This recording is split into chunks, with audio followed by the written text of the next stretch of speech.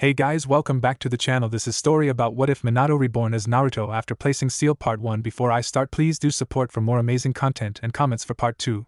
Do consider to subscribe my channel and share my video to your friends and check out the description as well. Let's start the video. In a dense forest, a red-haired boy, no older than 5, diligently practiced his swordsmanship with a short blade. It was midday, the sun beating down mercilessly. Sweat plastered the boy's clothes to his skin. Man, this heat is brutal, Shin Uzumaki grumbled, but his training continued unabated. A little sunshine wouldn't derail his pursuit of strength. Shin, there you are. What are you doing out here in this inferno? Trying to fry your brains? A small head popped out from behind a large tree. Kushina Uzumaki skipped towards Shin, her red hair a fiery halo in the sunlight. Shin paused his practice and turned, a wry smile on his face as he looked at the adorable girl. Kushina, now's not really the time for a tea party. Kushina puffed out her cheeks, her pout on full display. Shin, you used to hang out with me all the time. Now you're giving me the cold shoulder. Tears welled up in Kushina's eyes, threatening to cascade down her cheeks. Shin felt a wave of exasperation. Kushina, do you think I'm out here baking in this heat for fun? It's not exactly a picnic. Shin sat down, taking a long pull from his water bottle to rehydrate. Unlike the carefree Kushina, Shin carried a secret burden. He was a transmigrant, reborn into the world of Naruto as a newborn baby. The initial shock of landing in this world, where danger lurked around every corner, had been profound. Fortunately, he wasn't just some random civilian but a member of the Uzumaki clan in the land of whirlpools. But even that was a double-edged sword. It was the period after the First Shinobi World War, before the Second had erupted. The Naruto storyline he knew was still decades in the future. This was the era when the land of whirlpools faced its imminent demise. Shin didn't know the exact date, but he knew the clock was ticking. His only path forward was to grind his strength, to maximize his chances of surviving the destruction of the land of whirlpools. He wasn't about to let his second chance at life go to waste. Shin, are you keeping secrets from me? Kushina asked, her eyes mirroring the concern she felt for him. Shin looked at Kushina, his gaze serious. Kushina, what if I told you that soon, the land of whirlpools, the Uzumaki clan, will face a disaster unlike any other? Would you believe me? No way, Shin. You're pulling my leg, right? Kushina giggled, taking his words as a joke. Shin shrugged. If even Kushina, who trusted him implicitly, wouldn't buy it, convincing the rest of the clan was a lost cause. The destruction of the land of whirlpools seemed inevitable. He wasn't exactly Mr. Worldwide. No one would take him seriously. Ding! A crisp, mechanical chime echoed in Shin's mind, jolting him. Replication system activated. Greetings, Master. I await your commands. Shin felt a surge of excitement. He had a golden finger. But why now? After 5 years in this world, the system finally decided to wake up. Shin, what's up? Kushina asked, attuned to his every shift in mood. Nothing, Kushina. Just remembered something I gotta do. I'll definitely hang out with you tomorrow. Gotta run for now. Shin sprang onto a tree branch, vanishing in a blur of motion. Kushina's jaw dropped. That speed and agility were beyond most genin. Shin was hiding some serious skills. Kushina clenched her fists, a playful anger bubbling up. If you ditch me tomorrow, you'll be sorry, she shouted after him. Instead of heading home, Shin made his way to a secluded riverbank to delve into his system's interface. System, lay it on me. What can you do? Shin asked, a mix of anticipation and anxiety in his voice. If this system turned out to be a dud, it would be a major letdown. This system is designated the replication system. It can copy anything, from jutsu to chakra, even Kekkei Genkai. Shin's eyes widened. Madara Uchiha's Rinnegan, Kagaya Otsutsuki's Rinne Sharingan, all within his grasp. The various overpowered dojutsu of the Mangekyo Sharingan, Kagaya Otsutsuki's immortality, all those S-rank jutsu and Kekkei Genkai, the possibilities were endless. Hold on, there have to be some strings attached, right? Shin asked, his excitement tempered by a dose of realism. It couldn't be that easy. Affirmative. Replication requires the expenditure of replication cards. These are categorized into common, advanced, and divine levels. Common replication cards can replicate jutsu up to B rank, including B rank jutsu, chakra and physical abilities of Jonin, and so on. Advanced replication cards can replicate jutsu and secret techniques up to S rank, including S rank, chakra and physical abilities of Kage, and common Kekkei Genkai, such as Scorch Release and Lava Release. Divine replication cards are unrestricted and can replicate any target. Alright, so how do I get my hands on these replication cards? Shin asked, barely able to contain his impatience. There are two primary acquisition methods. First, the system will bestow upon you one replication card annually. The specific category, common, advanced, or divine, is determined by a random variable. The second method involves the completion of missions tailored to your preferences. Upon successful completion, you will be rewarded with replication cards. Missions are optional, and there are no penalties for failure. 1 card per year, not bad at all, Shin mused. His system seemed to be quite the benevolent benefactor. And the missions were optional, with no repercussions for failure? That was a relief. Shin valued his freedom.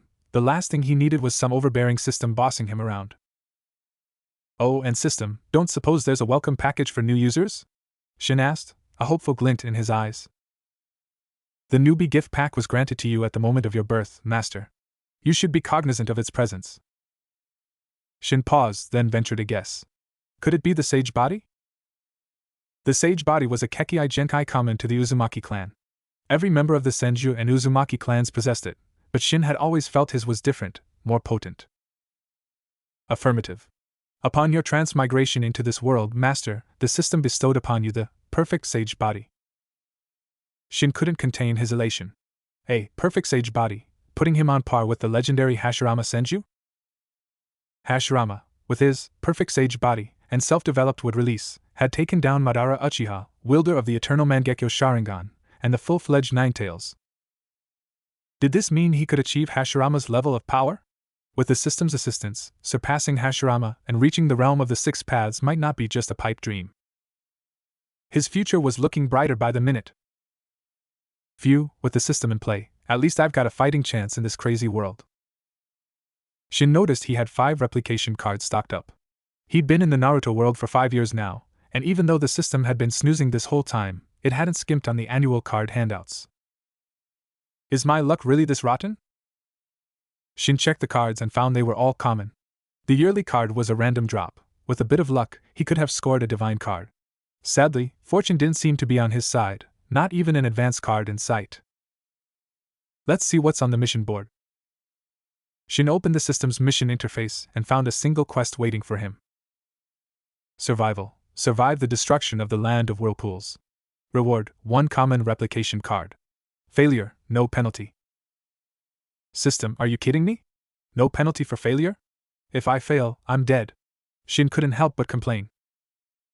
Could this survival mission even be failed? Failing meant kicking the bucket, didn't it? And the reward is pretty stingy too.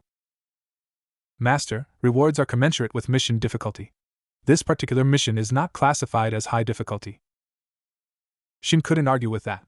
For someone who was prepared, this mission wasn't exactly climbing Mount Everest.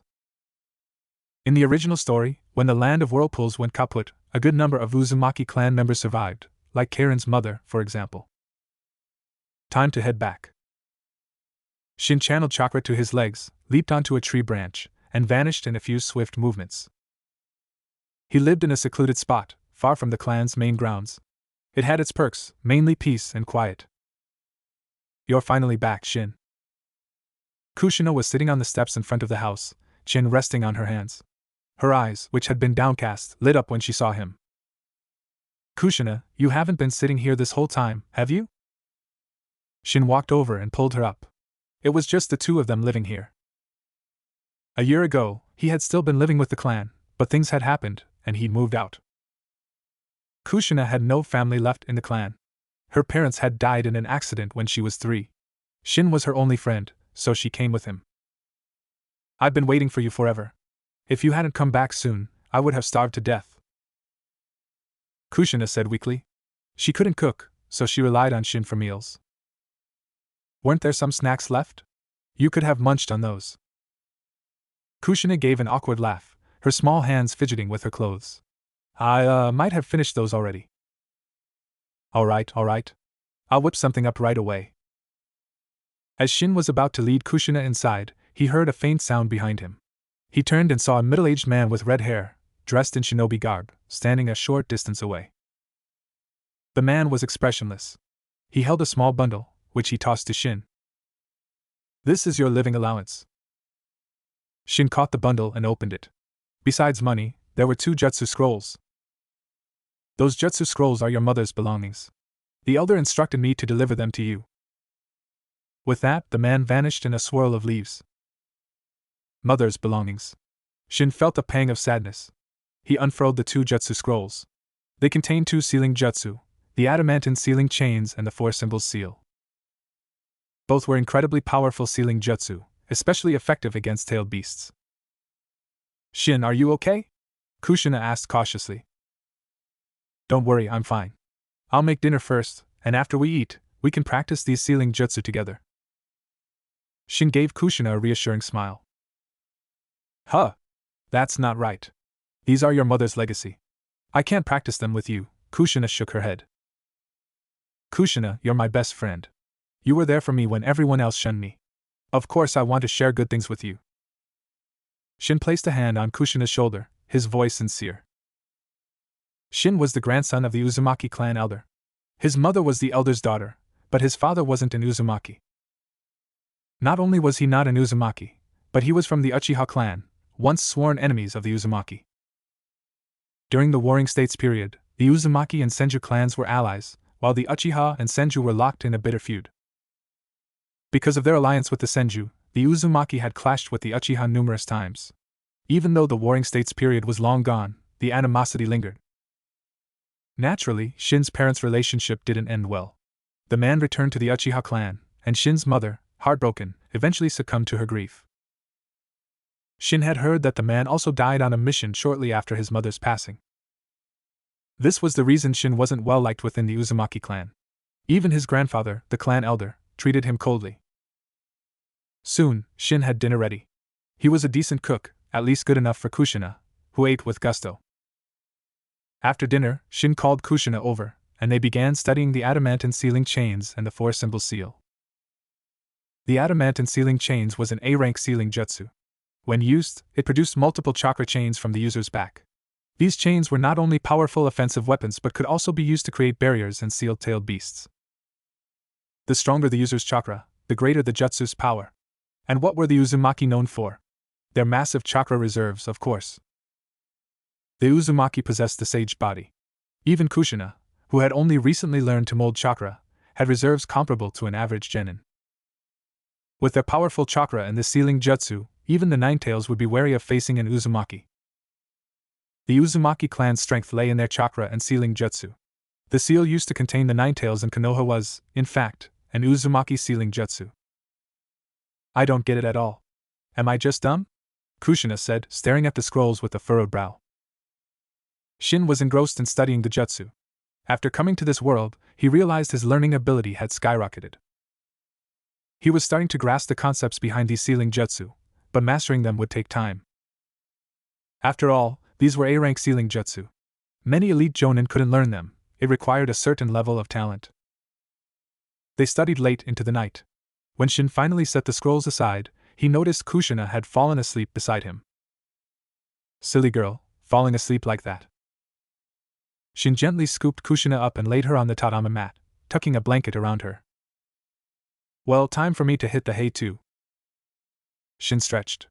A good night's rest was essential for the intense training he had planned for the next day. After washing up, Shin returned to his room and drifted off to sleep. Dawn broke, painting the sky with hues of orange and pink as Shin opened his eyes. Another day, another chance to grind. Time to refine some chakra. Shin sat up and began his morning ritual. He had only received the chakra refinement technique a week ago. It was a standard issue scroll provided by the clan. Despite being ostracized due to his parentage, Shin still received the basic necessities. Things like a living allowance, the chakra refinement technique, and even those 2 sealing jutsu from yesterday. The adamantine sealing chains and the 4-symbol seal were prized even within the Uzumaki clan. Most elite jonin could only dream of learning them. Chakra was the fusion of physical and spiritual energy extracted from the 130 trillion cells in the human body. Overdoing it could lead to fatigue or even worse, risking one's life. Shin spent an hour refining chakra. Despite being only 5 years old and a newbie to chakra refinement, the amount he generated was startling. Thanks to his perfect sage body, the quality and quantity of his chakra were several times greater than that of a normal sage body.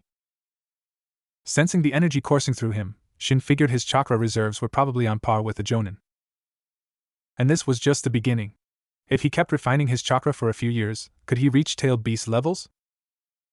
He thought of Hashirama, the man who wielded chakra like it was an infinite resource, even the Ninetales paling in comparison. Shin got up, washed up, and prepared breakfast. Kushina, breakfast is ready. Snooze, you lose. A while later, Kushina emerged from her room, yawning, her usually silky red hair a tangled mess. Go wash up, sleepyhead. Breakfast is getting cold. And look at your hair, birds could build a nest in there. Shin reached out and gently combed his fingers through Kushina's hair. Her face flushed slightly, but she was used to Shin's casual touch. After washing up, Kushina took her seat at the table. Shin had prepared a feast: fish, meat, and 2 large glasses of milk. Being a shinobi was energy-intensive. They couldn't skimp on nutrition. Proper fuel was essential for training. Both Shin and Kushina had healthy appetites, so Shin had prepared enough food for 5 people. Thankfully, the Uzumaki clan provided a generous allowance, and Shin supplemented their income by hunting in the forest. Otherwise, they'd be struggling to keep their bellies full. Kushina, after breakfast, it's training time. You're coming with me, Shin said as he ate. As a transmigrant, he knew the dangers of the Naruto world. He wanted Kushina to become stronger, to be able to protect herself. Kushina nodded. Staying home alone was boring, she'd rather train with Shin. After breakfast, Kushina took the initiative to wash the dishes. While she was busy, Shin opened his system interface and accepted the only mission on the quest board. He hadn't accepted it yesterday, but there was no point delaying. It was a mission he had to complete no matter what. Once Kushina finished with the dishes, they headed out to the nearby forest. Kushina, you work on refining your chakra, Shin instructed. Okay. Kushina sat on a clean rock and started the monotonous process of chakra refinement. Shin took out his weighted clothing and put it on. Then, he drew the short blade from his hip and began practicing his swordsmanship. Before he got the chakra refinement technique, Shin had focused on kenjutsu and taijutsu. With his perfect sage body, his physical strength was exceptional, making taijutsu training twice as effective. The Uzumaki and Senju were natural-born brawlers. It was just that the Uzumaki clan prioritized sealing jutsu, neglecting their powerful physiques. After 1,000 swings, Shin wiped the sweat from his brow and took out his kunai and shuriken. 50 meters away, he had set up a target. It was crude, but it served its purpose. Shin focused, his blue eyes morphing into a blood red, a single black tomo swirling into existence. The target, which had been a small speck at 50 meters, was now crystal clear. The Sharingan, a one-tomo Sharingan. Shin had Uchiha blood flowing through his veins. Awakening the Sharingan wasn't surprising. He had awakened it when his mother died, but he had kept it a secret, even from Kushina. The fewer people knew, the better. If others found out he had the Sharingan, his life within the Uzumaki clan would become even more difficult. Fixing his gaze on the distant target, Shin launched a kunai. With the Sharingan's enhanced vision, he could clearly see the bullseye. The kunai struck dead center, its force so strong that it pierced through the target, leaving a gaping hole. After practicing kunai throwing for a while, Shin decided to move on. Compared to kunai throwing, mastering jutsu was far more critical. Next up, time to crack this sealing jutsu. Shin pulled out the jutsu scroll and started studying the adamantine sealing chains. He wasn't in a hurry to learn the for symbol seal, that could wait. Mastering the adamantine sealing chains would significantly boost his combat power, giving him a way to utilize his massive chakra. After all, what good was a mountain of chakra if you didn't have the jutsu to use it effectively? Shin had figured out some basic chakra control techniques, like channeling it to his legs for explosive jumps, propelling him several meters into the air. That's how he had been leaping onto trees, but his self-taught techniques were rough around the edges. Not only did they guzzle chakra, but they also put a strain on his legs. He was lucky to have a perfect sage body. A normal person attempting those jumps might end up crippled. What I need are the fundamentals. Shin tried to use the adamantine sealing chains, but nothing happened. He realized he didn't have the fine motor control needed to manipulate his chakra effectively. Despite his vast reserves, he couldn't achieve the precise control needed to channel chakra for complex jutsu. How could he learn the adamantine sealing chains with such poor chakra control? He needed to master the basics first. Tree climbing and water walking immediately came to mind. He had to start somewhere, and refining his chakra control was paramount.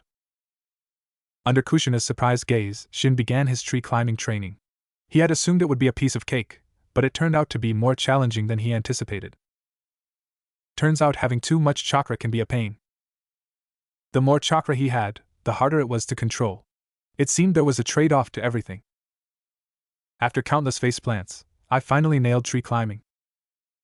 Shin looked like he'd wrestled a mud monster and lost. He'd fallen out of the trees more times than he could count. But it was worth it. He could now scale a tree with the grace of a squirrel, his chakra finally under his command. Shin, how did you do that? Kushina stared at him with wide, awestruck eyes. Hey, wanna learn? Kushina nodded eagerly.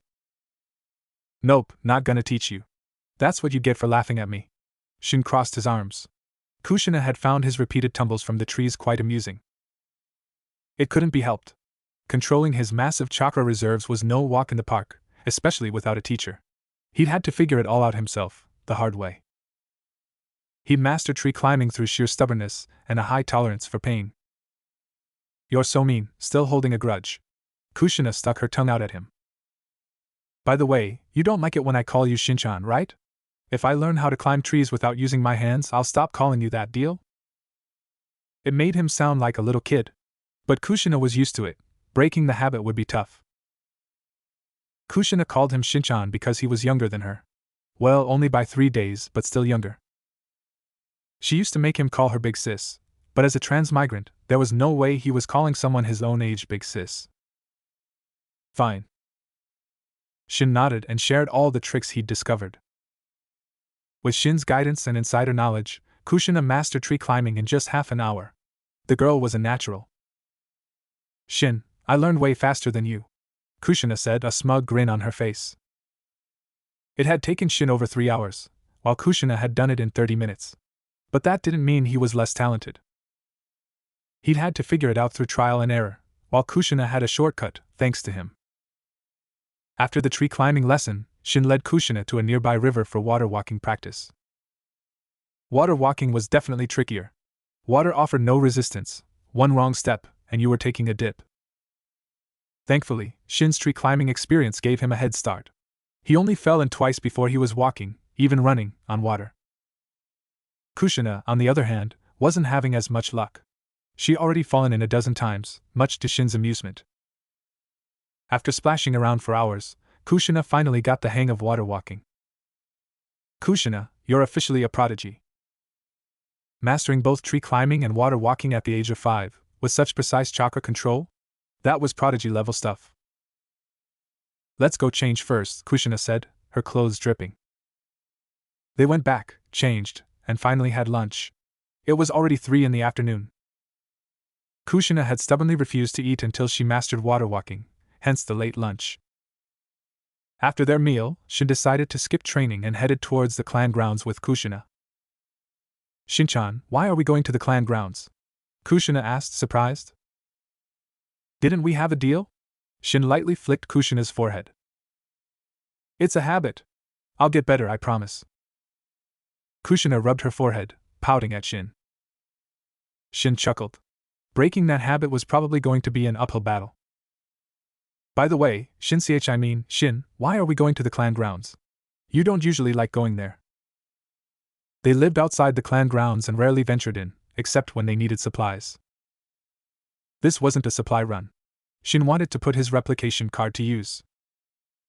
As they entered the Uzumaki clan grounds, the atmosphere became livelier. The Uzumaki clan wasn't small, they had over 200 members. It was a far cry from their glory days during the Warring States period, but they were still a force to be reckoned with in any hidden village. Hey system, when I use a replication card, can I see the target's abilities? How am I supposed to copy something if I don't know what they can do? That is for you to determine, Master. This system does not possess such functionality. Fortunately, he had some knowledge of the Uzumaki clan ninjas. He pulled Kushina towards the clan's training grounds. The training grounds were vast. Almost everyone in the clan trained there. Shin ignored the genin and shunin, his eyes scanning for jonin. The Uzumaki clan had its fair share of jonin. A large clan like theirs couldn't survive without them. But finding a jonin in this crowded training ground was like finding a needle in a haystack. Even if they came here to train, they'd likely find a secluded spot. Common replication cards could copy the chakra and physical abilities of a jonin at most, so Shin needed to find one to maximize his gains. Bingo! Shin spotted someone he knew, an Uzumaki jonin who specialized in taijutsu. System: use a common replication card to copy Uzumaki Hikaru's physique.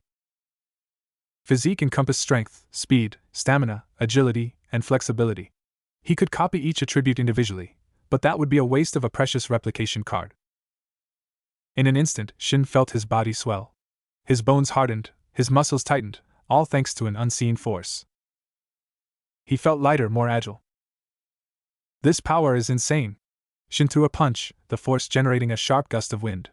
He was at least 7 or 8 times stronger than before. With his perfect sage body, Shin was already freakishly strong. Now, with this boost, he felt like he could punch a tree in half. System: does the copied strength stack with my original strength? Shin asked a crucial question. Affirmative. Copied attributes are additive to your existing capabilities. Shin's eyes lit up. If he could keep stacking attributes, why bother learning jutsu? If he could stack his physique to the level of Might Guy using the 8 inner gates, he'd be unstoppable with taijutsu alone. System: can I keep stacking with no limits? Your limitations are defined by the number of replication cards at your disposal, Master. As long as you possess replication cards, you can continue to copy and enhance your physique. Shin, what are you daydreaming about? Kushina nudged Shin, snapping him out of his trance. His conversation with the system had been a mental one, so to Kushina, he just seemed spaced out. Nothing much, Shin replied with a grin he couldn't quite suppress. Liar! You wouldn't be grinning like that if it was nothing. Something good must have happened. Fine, keep your secrets, Kushina huffed, pouting. Shin shook his head, his smile fading. He realized his earlier plan had been a bit too ambitious. Just as the system had said, his progress was limited by replication cards. Even with dozens of common cards, he wouldn't be able to stack his physique to Might Guy's 8 inner gates level. Besides, he never wanted to be a one-trick pony, specializing only in taijutsu. Being well-rounded was the key to minimizing weaknesses. Specializing in one area made you an easy target.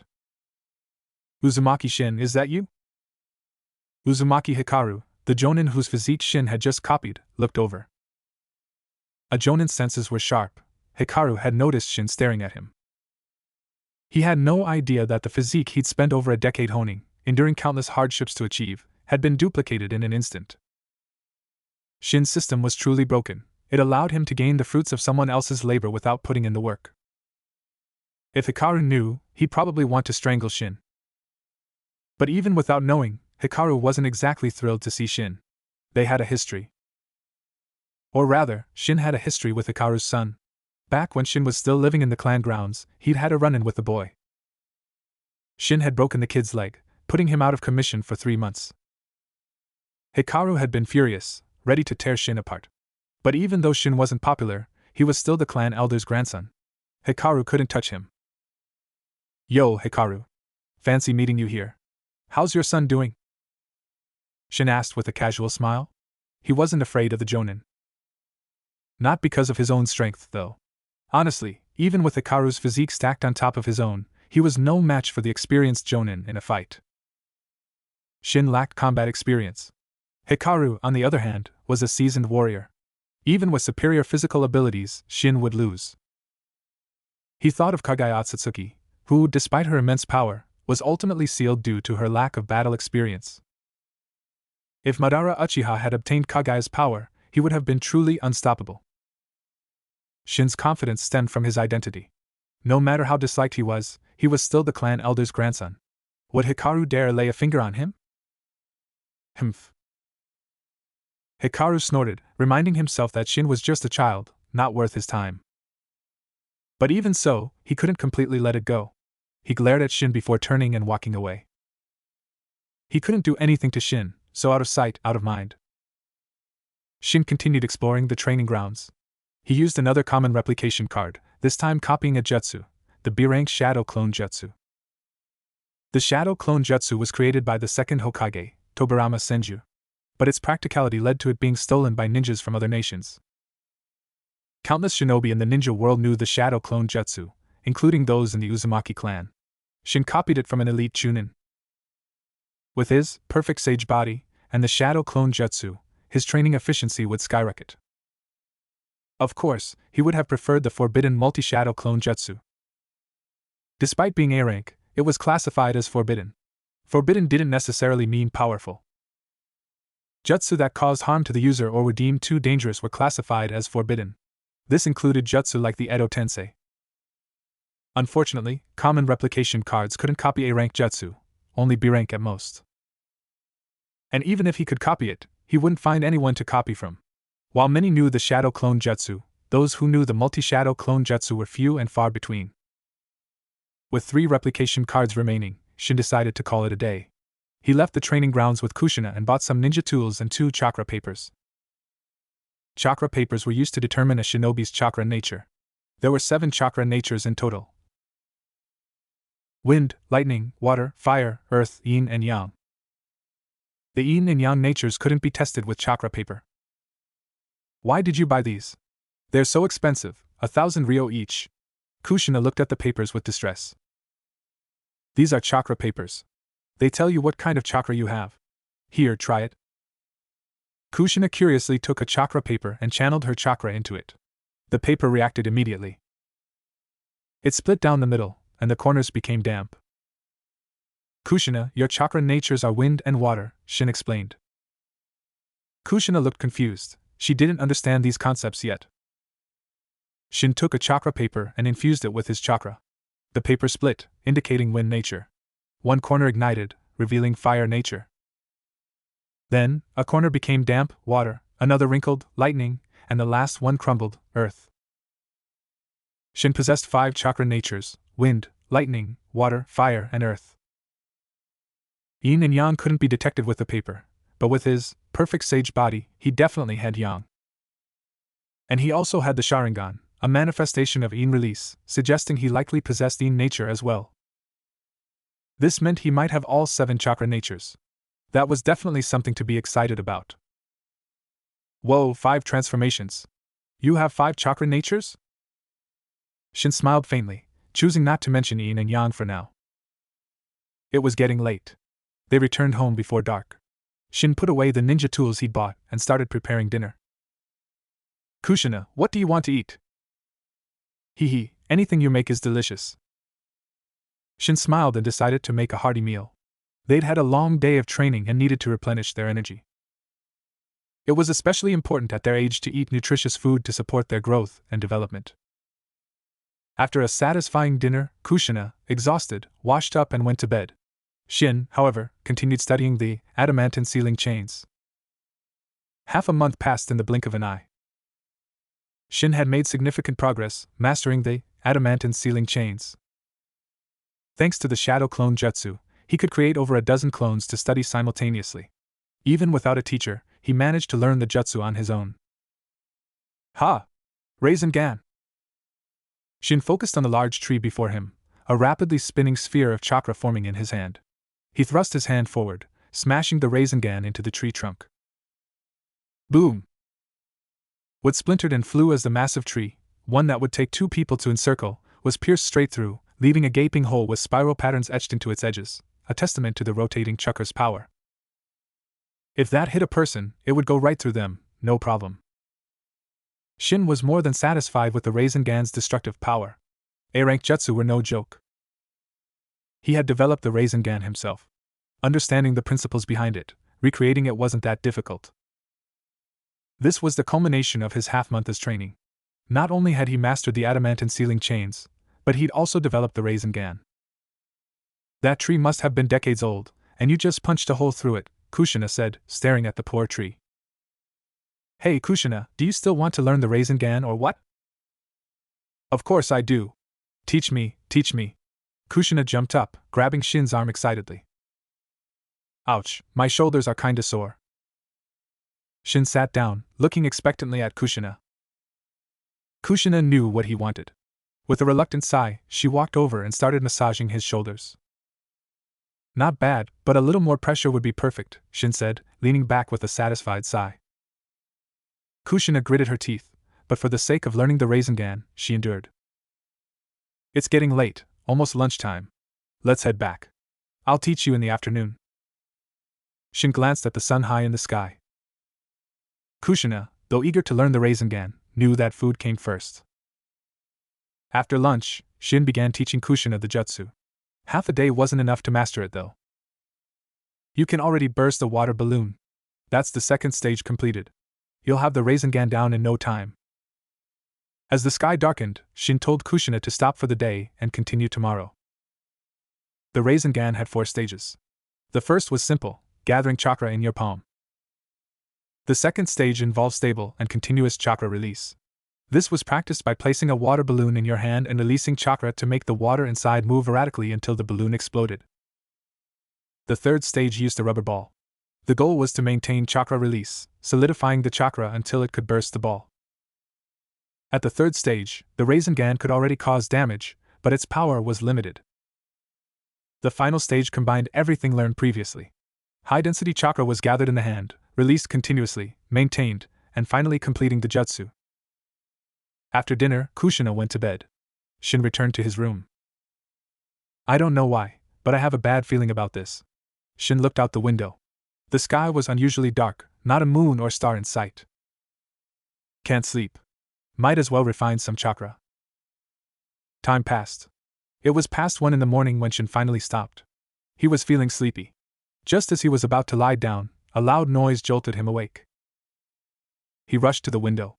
In the direction of the Uzumaki clan grounds, flames lit up the night sky. Could it be? His drowsiness vanished. He ran to Kushina's room. Kushina, wake up! Shin, what's going on?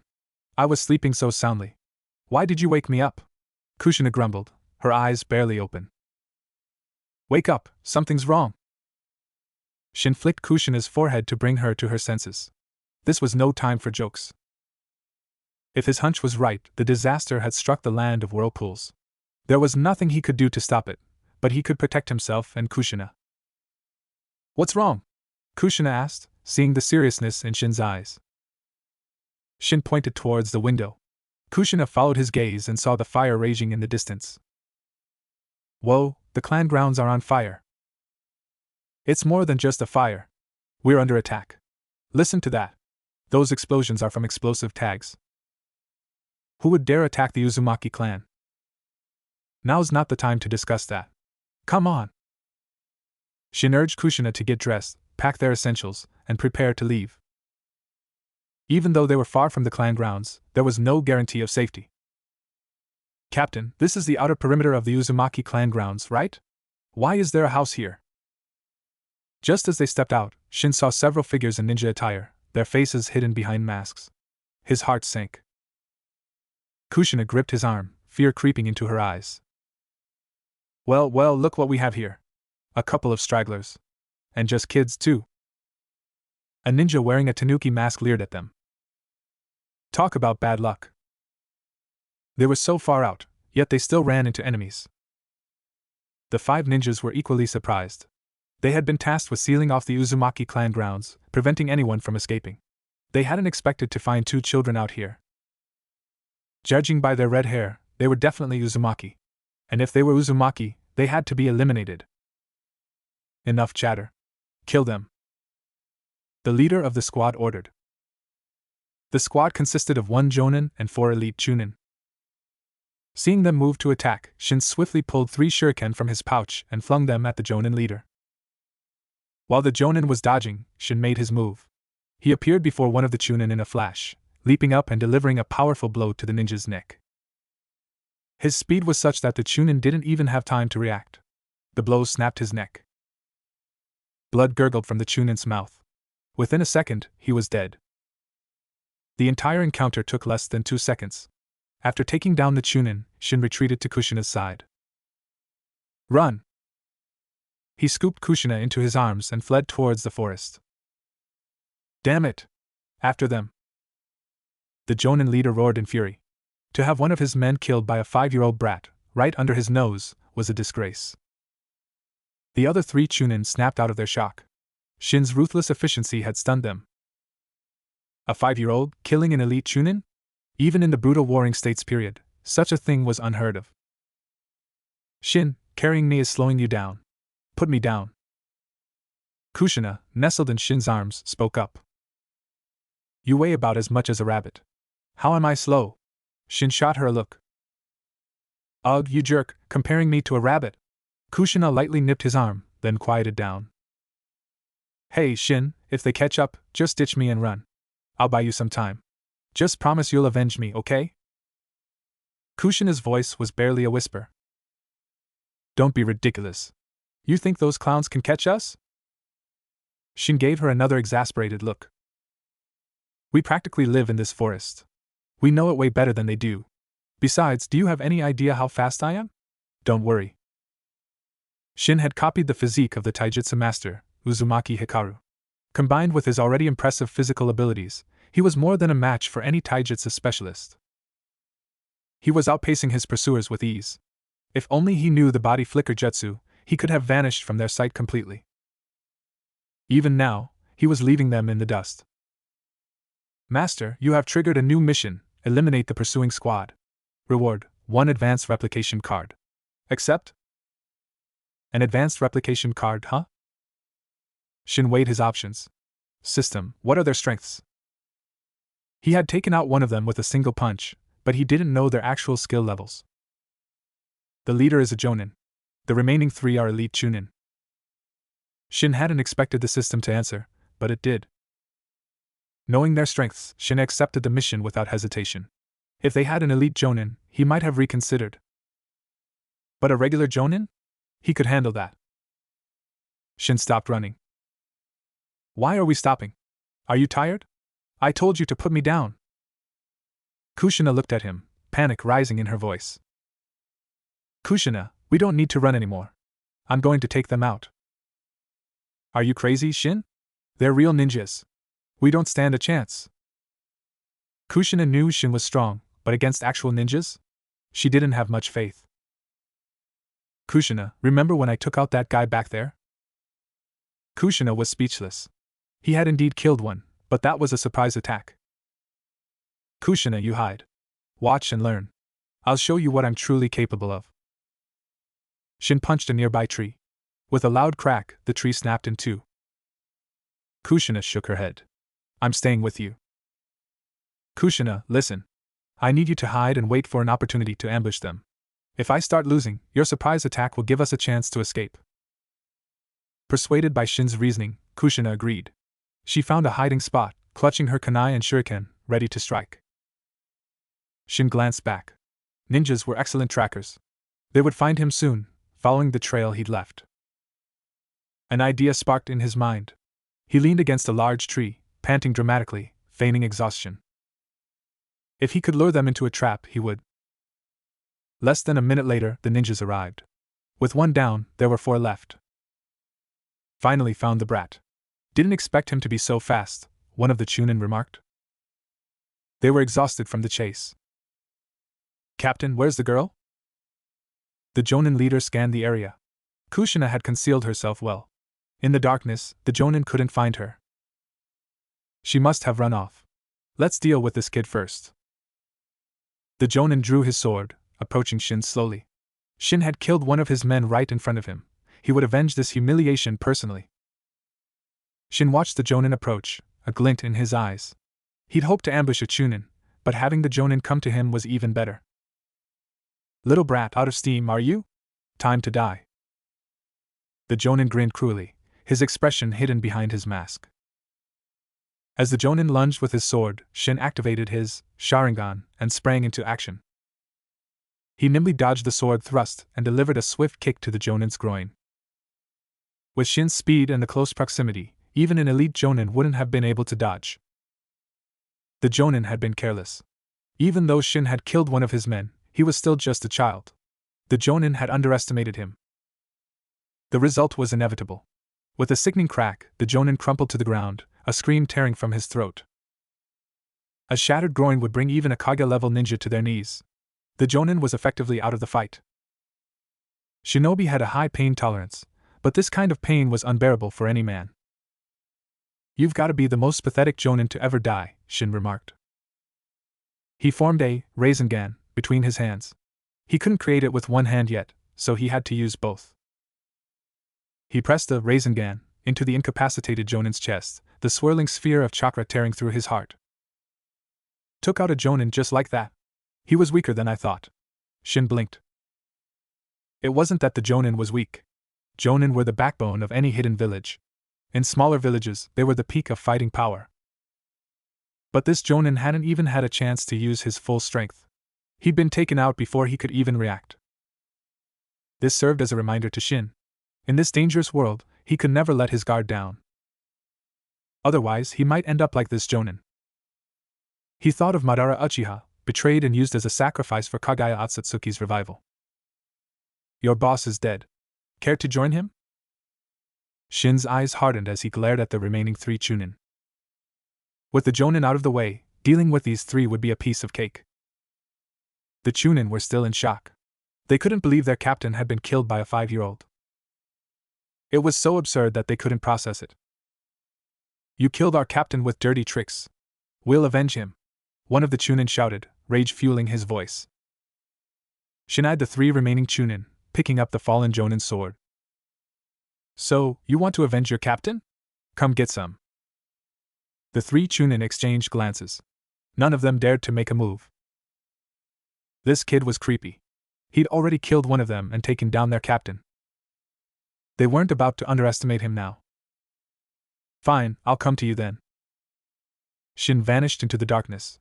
In the thick forest, his speed and controlled ferocity, much like Toji Fushiguro, rendered him untraceable.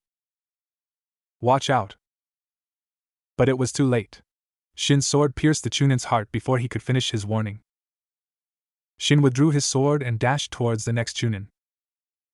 Water style, water prison jutsu.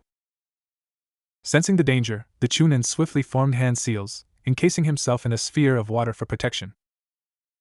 The water prison jutsu was a C-rank jutsu that could trap enemies or be used defensively. "You think that can stop me? How naive." Shin channeled chakra into the sword, enhancing its piercing power. The water prison shattered like a fragile bubble as the sword plunged through, impaling the Chunin's heart. Another one down.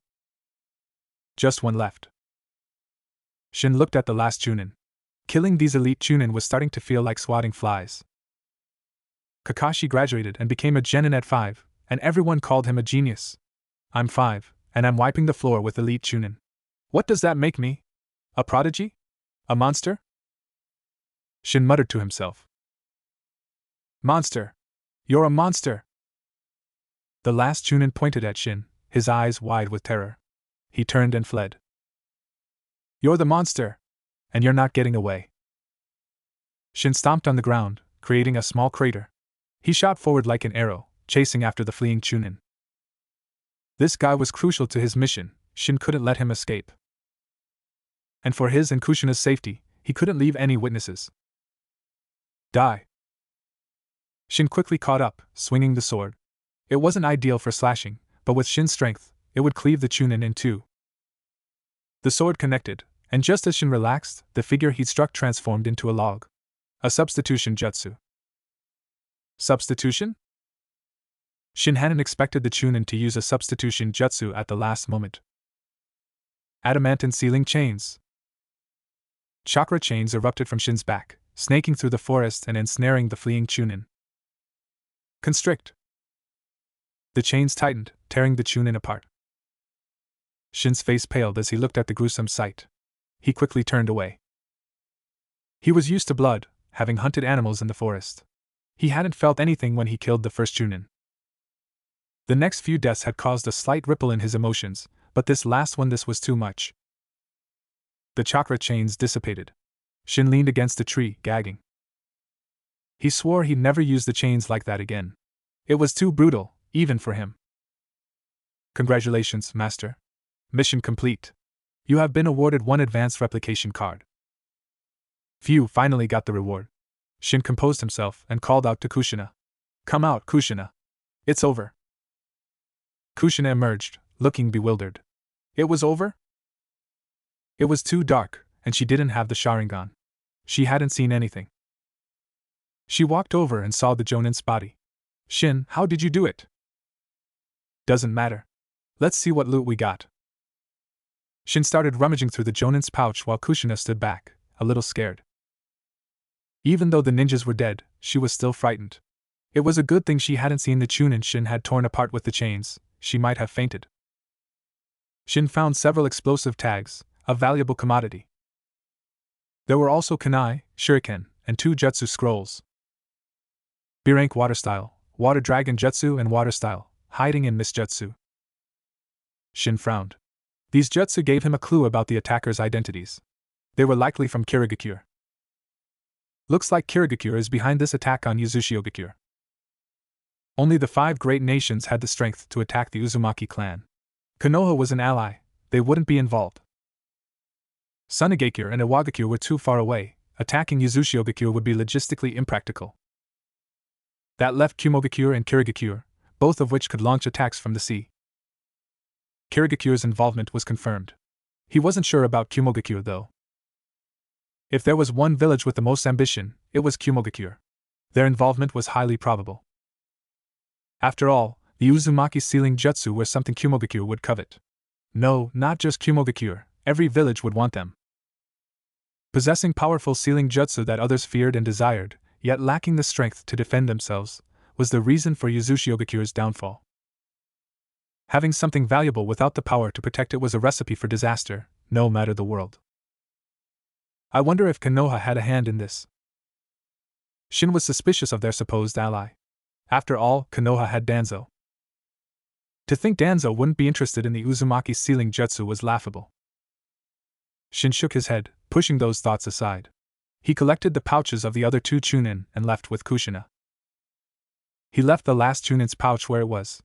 The sight was too gruesome, he'd lose his appetite if he looked at it. He led Kushina to a small stream in the forest, the same one where they had practiced water walking. Are you tired? If you are, get some sleep. We're safe now, Shin said. Kushina shook her head. After everything that had happened, sleep was the last thing on her mind. Shin, I'm worried. Kushina's voice was filled with anxiety. She was smart. If they had encountered enemies so far from the clan grounds, she could only imagine the horrors that must have befallen Uzushiogakure. Worrying won't change anything. Shin shook his head. Despite not being well liked, he had received his due within the clan. He didn't want to see the Uzumaki clan destroyed. But he was powerless to stop it. He had known about the impending disaster, but who would have believed him? Besides, he didn't know when it would happen. Even if people believed him, they wouldn't have been able to prepare. The enemies had targeted the Uzumaki clan. Their attack was swift and brutal. In the original story, Uzushiogakure fell before Konoha could even send reinforcements. As for him saving the clan? Don't make him laugh. He wasn't going to get cocky just because he'd taken out a Jonin. Going there would be suicide. They sat by the river, Kushina leaning against Shin. Shin was a transmigrant. His body was that of a 5-year-old, but his mind was not. Kushina, however, was just a 5-year-old girl. Even though children in the ninja world matured quickly, the events of the night had shaken her to her core. Only in Shin's arms did she feel a sense of security. Shin, promise me you'll never leave me. Kushina looked up at him, her eyes pleading. She was terrified. When Shin had faced those ninjas, she had been so afraid he would be killed. She was relieved he was okay. If he hadn't been, she didn't know if she would have had the courage to go on. The thought of being alone was unbearable. I promise, Kushina. I'll never leave you. Shin met her gaze, his voice firm and reassuring. Kushina hugged him tightly, burying her face in his shoulder. Exhaustion finally caught up with her, and she drifted off to sleep. Shin smiled as he watched her sleep. He pulled out his pouch and examined its contents. He had already checked the Jonin's pouch. Besides ninja tools and 2 jutsu scrolls, there were some soldier pills and rations. He opened the pouches of the 2 Chunin. kunai, shuriken, even senbon. More soldier pills, rations, and a few explosive tags. Explosive tags were valuable, but expensive. Their blast radius was small, but their destructive power was significant. He also found a jutsu scroll containing the chakra refinement technique and the basic Academy 3. The Academy 3 consisted of the substitution jutsu, transformation jutsu, and clone jutsu. They were the most basic E-rank jutsu. But basic didn't mean useless. The transformation and clone jutsu were easy to see through. Clones created with the clone jutsu couldn't attack. They were no match for shadow clones. The substitution jutsu, however, had its uses. It allowed for a quick swap with another object, useful for dodging attacks. The Chunin had used it to escape Shin's attack. Of course, as the most basic jutsu, it wasn't invincible. Its effectiveness depended on the user. The substitution jutsu allowed the user to swap with another object, but it wasn't space-time ninjutsu. It relied on speed. So, it was less effective against stronger opponents who could easily see through it. It was just an E-rank jutsu. It couldn't compare to something like Sasuke Uchiha's Amenotejikura. Shin studied the Academy 3. He was a genius. It didn't take him long to master these simple jutsu. Hours passed. Dawn arrived, the sun peeking over the horizon. The warm sunlight seemed to dispel the darkness and gloom. Kushina woke up, rubbing her eyes. She looked around frantically, calming down only when she saw Shin. Morning. Have something to eat. Shin handed her some dried meat. It was part of the food they had hastily packed before fleeing their home. I'm not hungry, Kushina said, shaking her head. It wasn't that she wasn't hungry, she simply didn't have the appetite. You have to eat. We need our strength in case we run into danger. Persuaded by Shin, Kushina ate a few pieces of meat. I sent out shadow clones to scout. The invaders have left, Shin informed her. He had sent out 10 shadow clones to gather information. The invaders had left around 4 in the morning. And Shin knew they were safe now. Because the system had awarded him the common replication card for completing the survival mission. They left? What about the clan grounds? Kushina's face lit up, but then her expression turned to worry. Shin shook his head, remembering the images his shadow clones had sent back.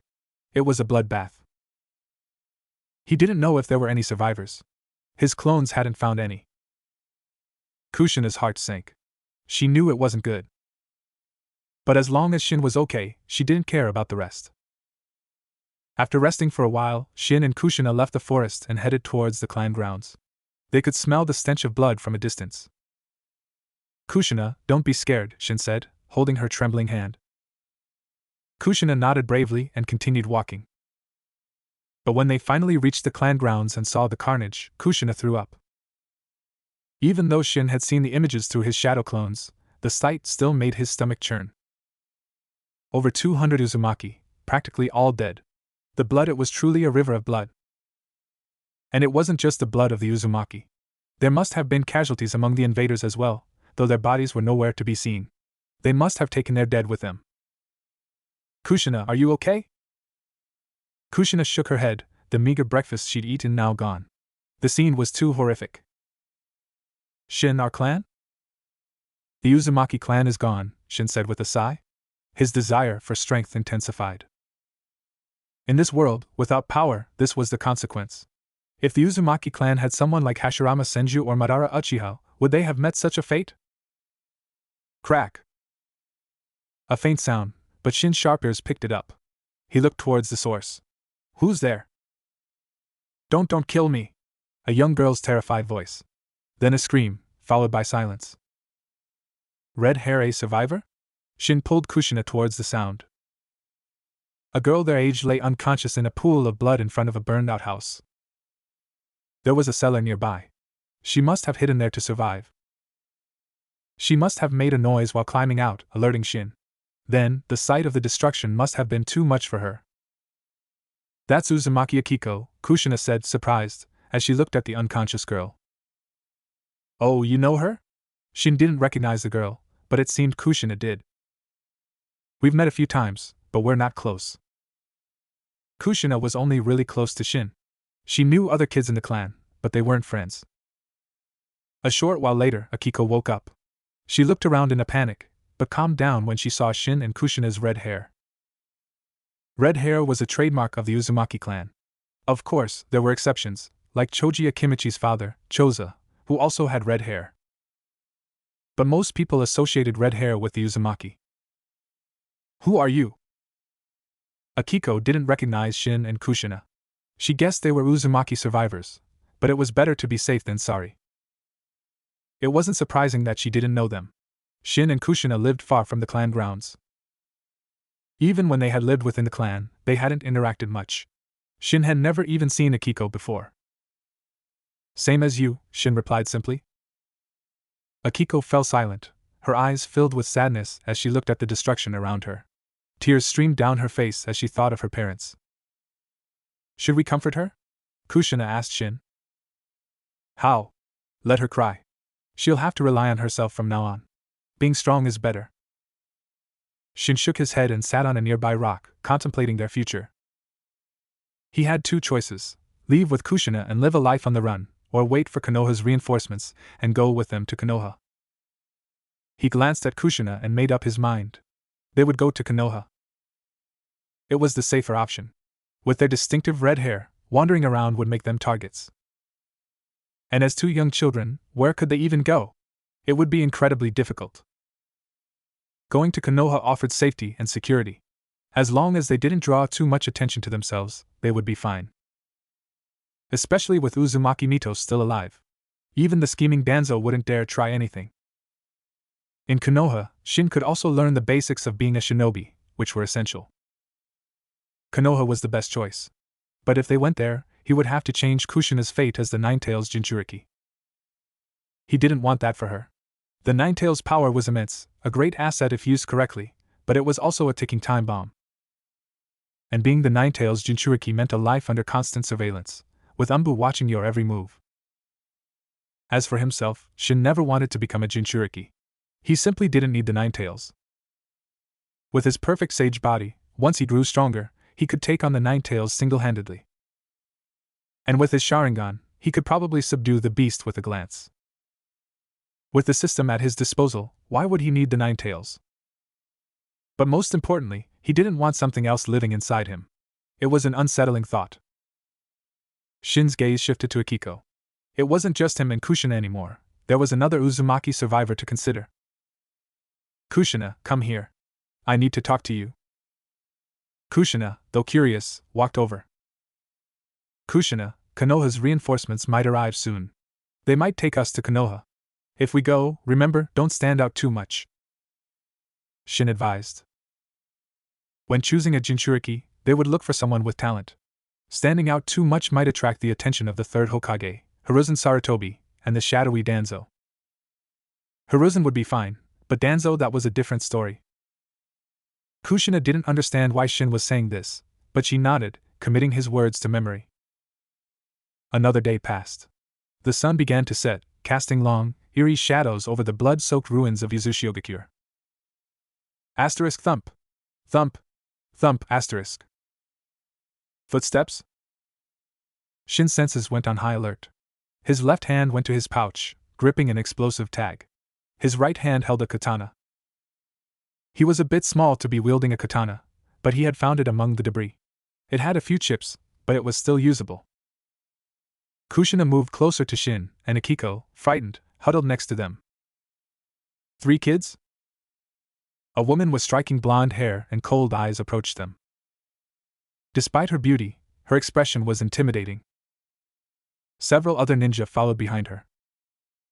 You're Uzumaki, right? Don't be afraid. I'm a Konoha shinobi. My name is Tsunade. Tsunade's harsh gaze softened. Seeing the state of Yuzushiogakure had filled her with rage, hence her initial coldness. Hearing her name, Shin relaxed, but he couldn't help but stare. He couldn't believe this was Tsunade. She was so flat.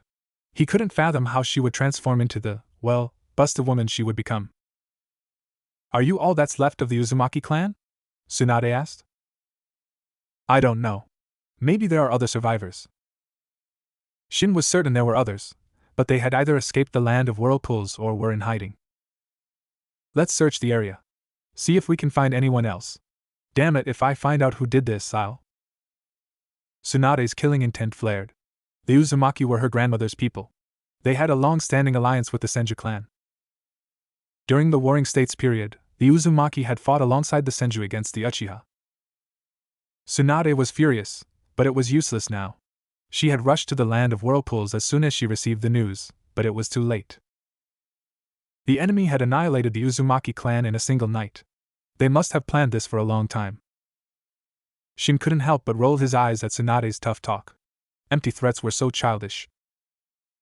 Unfortunately, Tsunade caught his expression. She glared at him. This little brat was looking down on her? Hey brat, what was that look for? What look? Shin feigned innocence. Don't play dumb. I saw you. You were totally dissing me. Shin wanted to nod, but he thought better of it. Tsunade was known for her temper, she might just punch him. Nope, not me. You must be mistaken, Shin denied, maintaining his facade of innocence. But she couldn't exactly punish him for that. She wasn't going to beat up a child, no matter how infuriating he was. Suddenly, Tsunade glared at Shin. The little punk was clearly looking down on her, yet he denied it. You've got guts, kid. Recovering from your clan's destruction so quickly. She placed a hand on Shin's head, ruffling his hair with more force than necessary. As she messed up his hair, she realized how soft it was. It was almost addictive. Looking at his cute little face, she couldn't resist pinching his cheek. So soft, so adorable. Kushina, seeing Tsunade manhandling Shin, yelled, "Hey, stop that!" Shin wasn't happy either. Tsunade might enjoy pinching his cheek, but he found it extremely annoying. Having his face pinched by a woman? Humiliating. Get your hands off me. I don't like being touched by men, Shin said, scowling. Men? Tsunade froze. Was he blind? Where did he get the idea that she was a man? Kid, you need to get your eyes checked. I'm a woman, not a man, Tsunade said through gritted teeth. Ha! I may be young, but I know the difference between a man and a woman.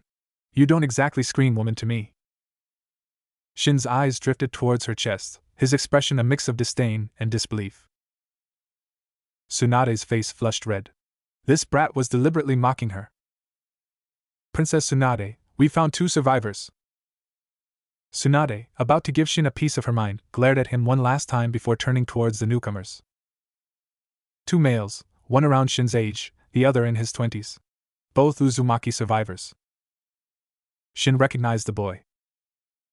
Uzumaki Kai, long time no see. How's your leg? Shin gave Kai a sly smile, which earned him a glare filled with anger and a hint of fear. Kai was the son of Uzumaki Hikaru, the taijutsu master whose physique Shin had copied. Shin had broken the boy's leg during their previous encounter. He hadn't expected Kai to survive the destruction of the clan. The kid was lucky to be alive. Tsunade's eyes flickered between Shin and Kai. There was definitely bad blood between these two. But she wasn't interested in getting involved in a squabble between kids. She turned to the older Uzumaki. What's your name? I'm Uzumaki Hikaru, a jonin of the Uzumaki clan. Do you know who attacked the clan? Tsunade asked. I don't know. I was scared, so I hid right away. I don't know what happened after that. Hikaru hung his head in shame, earning a scornful look from Tsunade. This guy was older than her, yet he was a coward. When his clan was in danger, he hid like a rat. Tsunade wasn't even as old as this Hikaru. Despite calling Shin a kid, she was only 16. But in the ninja world, 16 wasn't that young. During the Warring States period, people were already married with children at that age. Tsunade ordered her men to continue searching for survivors while investigating who was behind the attack. Judging by the water damage and the traces of lightning release, she had a pretty good idea. If her suspicions were correct, there wasn't much she could do. Kid, what's your name? Tsunade asked Shin. Shin was getting tired of being called kid. Too bad he couldn't beat Tsunade in a fight. He estimated her strength to be at elite jonin level, definitely stronger than him. I'm Uzumaki Shin. And don't call me kid. You'll regret it when I'm stronger than you. Regret it? Heh, I'll be waiting for that day, Tsunade said with a smirk. Shin snorted. She might be looking down on him now, but she'd sing a different tune when he surpassed her. Shin, I'm hungry, Kushina tugged at his sleeve. Shin took out some dry rations and jerky. It wasn't much, but it would fill their stomachs for now. 3 days later, the bodies of the Uzumaki clan members were buried, including Shin's grandfather, the clan elder. Seeing his grandfather's body, Shin felt a strange mix of emotions. He hadn't been close to the man, they had barely interacted. But he still felt a pang of sadness. After the burial, they set off for Konoha with Tsunade. Shin carried a katana strapped to his back. It was over 3 feet long, with a simple gold design on the hilt. He had found it in the Uzumaki clan shrine. It was incredibly sharp, able to slice through stone with ease. He hadn't tested it on steel yet, though. They sailed towards the land of fire. Shin stood at the stern, watching the land of whirlpools disappear over the horizon. Kushina stood beside him. They didn't know when they would return. Feeling sad to leave? Shin and Kushina turned to see Tsunade standing behind them. Kushina puffed out her cheeks, glaring at Tsunade. Shin was also keeping his distance from Tsunade. The woman was relentless, constantly ruffling his hair and pinching his cheeks. He was annoyed, but he didn't want to reveal his strength, so he hadn't resisted much. He wondered if she had some weird fetish. Kushina's reason for disliking Tsunade was simple. She hadn't even ruffled Shin's hair or pinched his cheeks. Yet this woman was doing all the things she hadn't done. It felt like Tsunade was stealing Shin away from her. When you get to Konoha, think of it as your new home. In time, you'll forget all the unpleasantness. Humph, we don't need your comforting words. Come on, Shin. Kushina glared at Tsunade and dragged Shin into the cabin. This woman was the source of all her unpleasantness. That little brat. Tsunade noticed the hostility. Could she be jealous? Does she like Shin? Tsunade wondered. Kids these days, maturing so fast. That girl's only 5, right? Shin, stay away from that woman from now on, Kushina said seriously once they were inside the cabin. Yeah, no arguments here. Shin wasn't keen on being manhandled and unable to retaliate. It was infuriating. He'd get her back when he was stronger. For now, he'd steer clear of Tsunade and her vice-like grip. His cheeks were still sore. Just wait, Tsunade, Shin thought darkly. Hours later, the ship finally reached the shore. Kushina, pale and nauseous, leaned heavily against Shin. Shin, I don't feel so good. My head is spinning. Shin supported her, surprised that she was seasick. It was probably because this was her first time on a ship. We're here, Kushina. Hang in there. TSK, getting seasick? How embarrassing, Tsunade quipped, arms crossed. Kushina's open hostility had irked her. She didn't want to stoop to the level of a child, but seeing Kushina's pathetic state, she couldn't resist a jab. I am not seasick. Kushina weakly shook her head, trying to maintain a defiant front despite her nausea. Tsunade merely clicked her tongue. Continuing this squabble with a child was beneath her. Let's rest for a bit before we continue. Seeing that not only Kushina, but also Akiko and Kai, were suffering from seasickness, Tsunade called for a break. Shin was fine, he didn't get seasick. And Uzumaki Hikaru, being a jonin, was also unaffected. They rested, ate some rations, and then resumed their journey. How long will it take to reach Konoha from here? Shin asked Tsunade. Come closer, and I'll tell you, Tsunade said with a sly grin, beckoning him with a finger. Nah, I don't need to know that badly. Shin and Kushina trailed behind, taking in the scenery of the Land of Fire. They had set foot on Land of Fire soil as soon as they disembarked. While not the largest of the 5 great nations, it definitely had the most fertile land. The trees here were lusher than those in the Land of Whirlpools, and the people seemed more prosperous. Shin-chan, how are we going to live in Konoha? Kushina asked, her voice laced with worry. Same as always. Don't stress, Kushina. And please stop calling me Shin-chan. Shin patted her head reassuringly. Kushina felt a wave of warmth. She was apprehensive about this unfamiliar place called Konoha, but with Shin by her side, her fears seemed to melt away.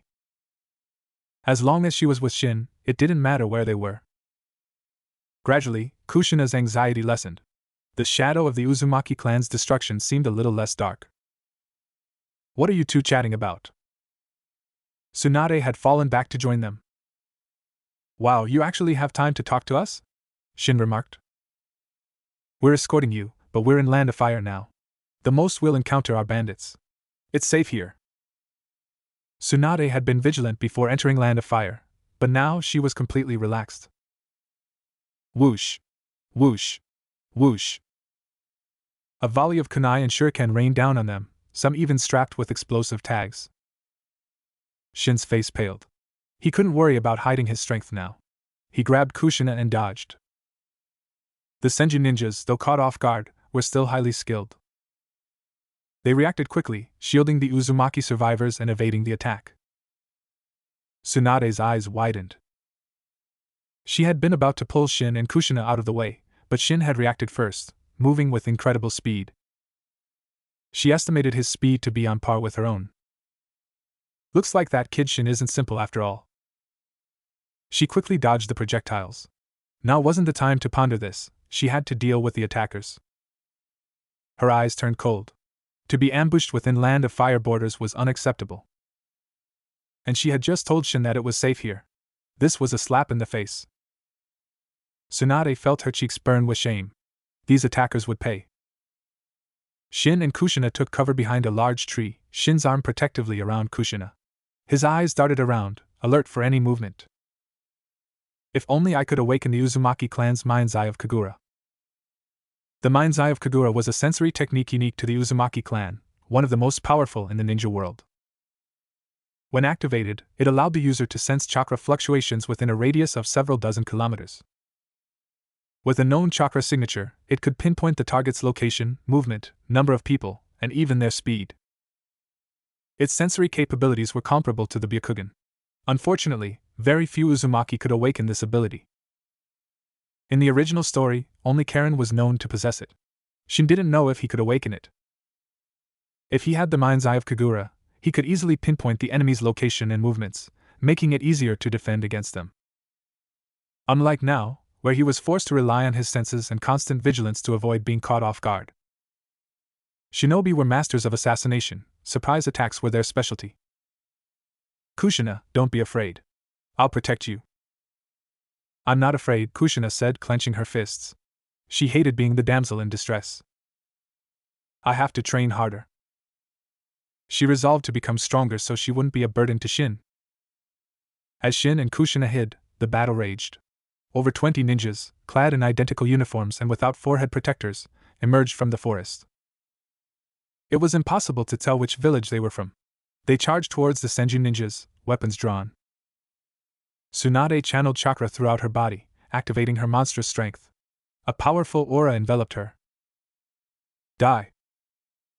She punched one of the attackers, sending him flying like a ragdoll. He was dead before he hit the ground. That was the power of Tsunade's monstrous strength. Yikes, that's brutal. Shin watched from his hiding spot as Tsunade pulverized another ninja with a single punch, the impact leaving the poor guy looking like he'd been hit by a truck. Shin winced. Twice. This woman's strength is ridiculous. I must not wait, what am I even thinking? Shin, what are you muttering about?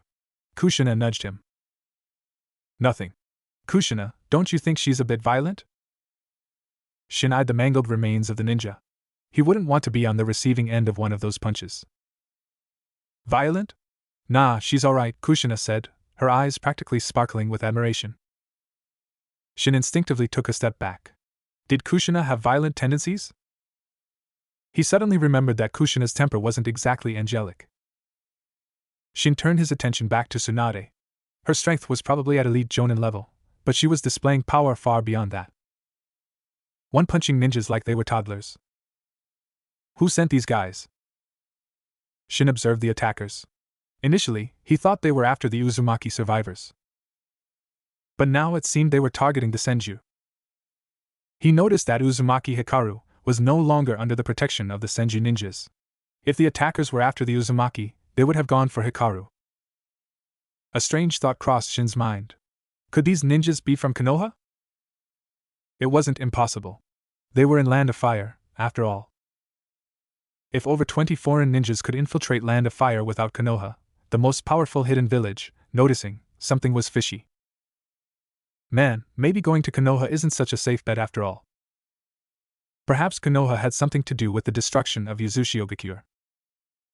Konoha had only sent Tsunade and 9 other senju to aid the Uzumaki. It was a good thing the invaders had already left, otherwise this rescue team would have been slaughtered. Now they were being attacked within Land of Fire, and the attackers seemed to be targeting the senju. Considering the future of the Senju clan, with only Tsunade remaining, Shin's suspicions grew stronger. But even if he was right, he wouldn't say anything. It was just speculation, he had no proof. And even if he did, what good would it do? Loose lips sink ships. Some things were better left unsaid. He didn't know if these were Hiruzen's men or Danzo's. His gut said Danzo. Tsunade was Hiruzen's disciple. Hiruzen wasn't a saint, but he wasn't evil either. He wouldn't attack his own student. But Danzo? That guy was capable of anything. I'll have to watch out for Danzo in Konoha. But as long as I keep a low profile, he shouldn't notice me. But Tsunade had seen him move with incredible speed while dodging the kunai and shuriken. Hopefully, she wouldn't mention it.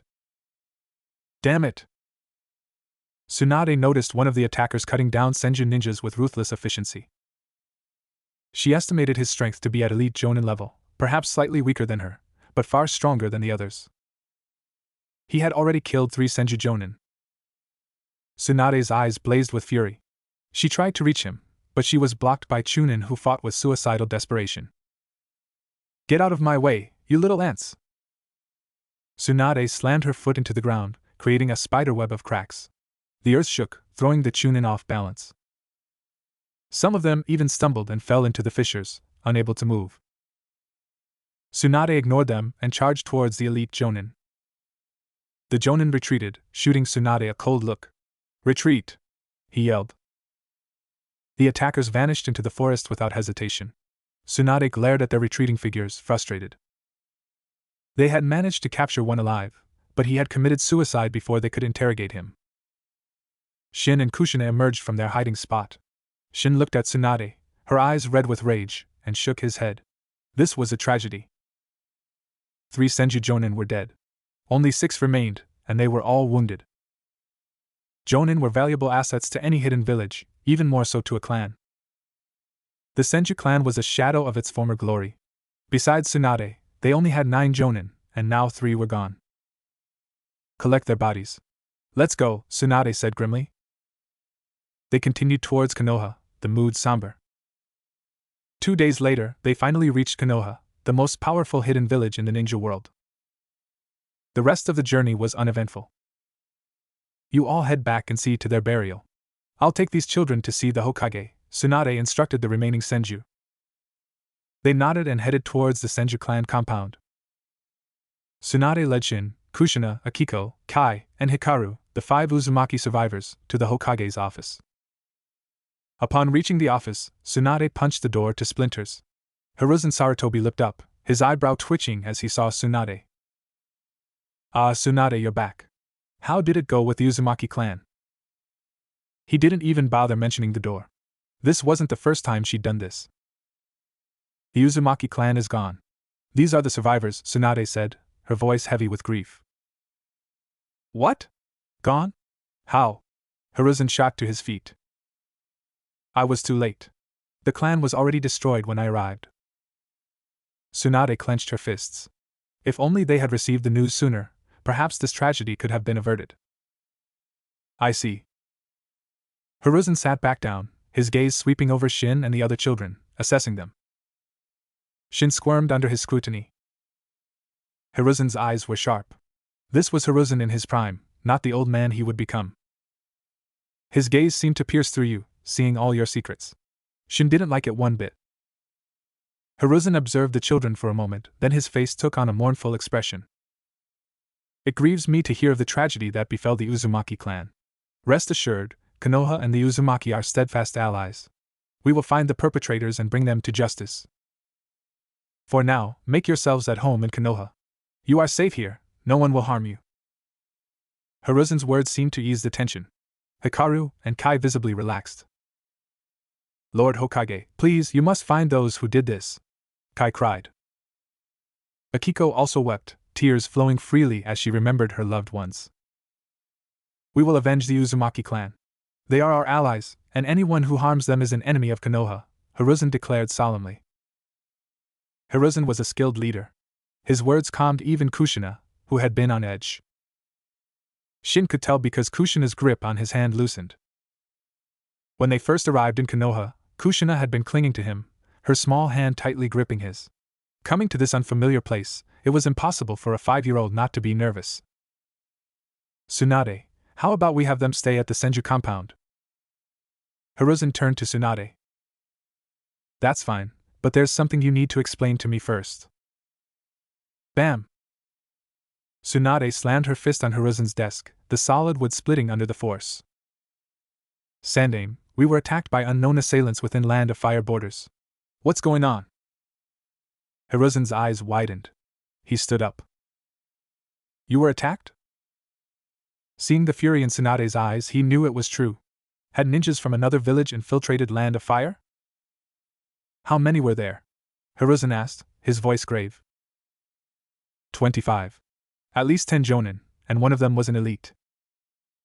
Hiruzen's expression darkened. That was a significant force. If they were indeed foreign ninjas, this could be a serious threat. Tsunade, this is my oversight. I failed to detect such a large force within our borders. I will have the Umbu investigate this thoroughly. He knew that Tsunade's anger meant there had been casualties. Let me know when you have more information. Tsunade left the Hokage's office with the children. Just as they stepped out, they saw a man with a grim aura approaching. Tsunade frowned. It was Danzo. He held a high position in Konoha, but Tsunade loathed him. He was a man who operated in the shadows, his methods ruthless and underhanded. Tsunade, welcome back. Are these the Uzumaki survivors? Danzo's eyes flickered as he looked at the children.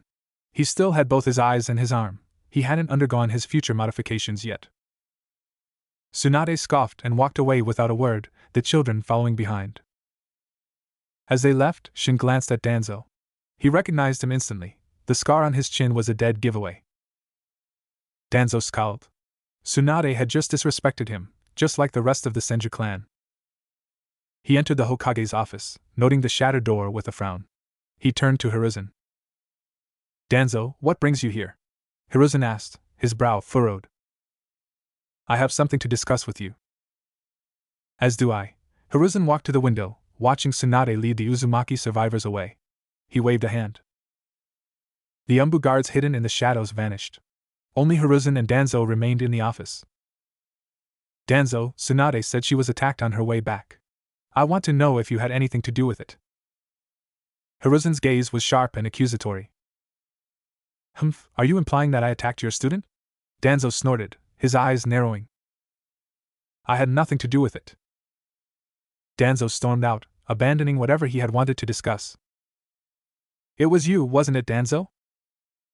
Hiruzen sat down heavily. He knew Danzo better than anyone. Even though Danzo hadn't betrayed himself, Hiruzen could see through his lies. Punish Danzo? He had no concrete evidence. And even if he did, he would protect Danzo. He would have to find a way to appease Tsunade. This is the Senju clan compound. You'll be staying here. Most of the houses are empty. Choose whichever you like. Tsunade led the children into the compound. It's so big. Even bigger than the Uzumaki clan grounds, Akiko exclaimed. Shin looked around. It was eerily empty. It seemed the once great Senju clan was a shadow of its former self. Kushina, which one do you want? Shin asked. Shin and you, little girl, come with me, Tsunade said. Shin looked at her questioningly. Kid, you weren't exactly subtle back there. I saw what you did, Tsunade said with a knowing smirk before turning and walking away. Shin's face stiffened. He hesitated for a moment, then took Kushina's hand and followed Tsunade. Kai watched them leave, jealousy burning in his eyes. Why is Lady Tsunade treating him differently? He muttered resentfully. Akiko didn't think too much about it. Having a place to stay was good enough for her. She chose an empty house and started cleaning. Why are we following her? Kushina grumbled. Shin shrugged. Tsunade had seen a glimpse of his true strength. He just hoped she wouldn't tell anyone. If she did, life in Konoha would become complicated. They followed Tsunade to a small courtyard. There are a few empty rooms over there. You can stay here, Tsunade said. Thank you, Lady Tsunade. Shin looked around the courtyard. It was much nicer than the other houses they had seen. Does anyone live here? He asked. Yes, I do. It gets lonely living alone, so I thought I'd have you, my interesting little friend, stay here. Tsunade looked at Shin with amusement. She was intrigued by this unusual child. And you too, little girl. You're welcome, Tsunade said to Kushina. I won't thank you. Kushina snapped, clearly annoyed at being treated as an afterthought. In the living room, Shin and Kushina sat facing Tsunade. They had finished tidying up their rooms, and now Shin felt it was time to have a chat with Tsunade. She knew he was hiding his strength. While she didn't know the extent of it, she knew he wasn't just an ordinary child. If she told the Sandaime, knowing his personality, he would definitely have Anbu keep an eye on Shin. Shin didn't want to be monitored. It would expose his secrets and complicate things. Lady Tsunade, there's something I need to talk to you about. Oh? Go ahead. Tsunade took a sip from her cup, her eyes twinkling with amusement. She wasn't stupid, she had a good idea what Shin wanted to talk about. Lady Tsunade, you're aware that I'm not exactly normal, strength-wise. Shin didn't beat around the bush. There was no point, it was already out in the open. Indeed. The speed you displayed when we were attacked was quite surprising. Tsunade's gaze was intense. She had been genuinely shocked. Shin's speed rivaled her own. It was hard to believe a 5-year-old could move that fast. Well, it's not that unusual. People can exhibit superhuman strength in moments of danger. It was probably just an adrenaline rush. Shin made up a flimsy excuse. Hey, you think I'm an idiot? I'm a medical ninja. Tsunade scoffed. What Shin described was possible. People could unleash incredible power in life-or-death situations. But such bursts came at a cost, either a shortened lifespan or even death. Shin, however, was perfectly fine. This wasn't just an adrenaline rush. He was trying to fool her, and she wasn't falling for it. Okay, fine. I'm a bit stronger than I look. But I need you to keep it a secret, Lady Tsunade. Shin knew Tsunade wasn't easily fooled, so he dropped the act. There was no point, it would only make her more suspicious. Why should I? Tsunade was puzzled. Why hide his talent? He was just a child, yet he could move with such speed. Regardless of the method, he was a genius. Lady Tsunade, have you ever heard the saying? A tree that stands taller than the rest will be felled by the wind. A mound that rises above the shore will be eroded by the current. One who walks above others will be criticized by the masses. When someone is too exceptional, they attract not only admiration but also envy. And envy is a dangerous thing, it can twist people beyond recognition. Shin's words startled Tsunade. She stared at him as if he were a monster. I haven't heard that saying before, but I understand the sentiment. You make a good point. I'm starting to doubt you're really a 5-year-old. Tsunade eyed him skeptically. If these words had come from someone much older, she wouldn't have been surprised. But Shin was only 5. Shin coughed awkwardly. He might have overdone it with the profound act. Don't ask me how I know these things. I've always been too exceptional for my own good, always attracting envy and jealousy. Shin tilted his chin up, a smug expression on his face. Tsunade burst out laughing. You're quite the character. It's not an act. It's the truth.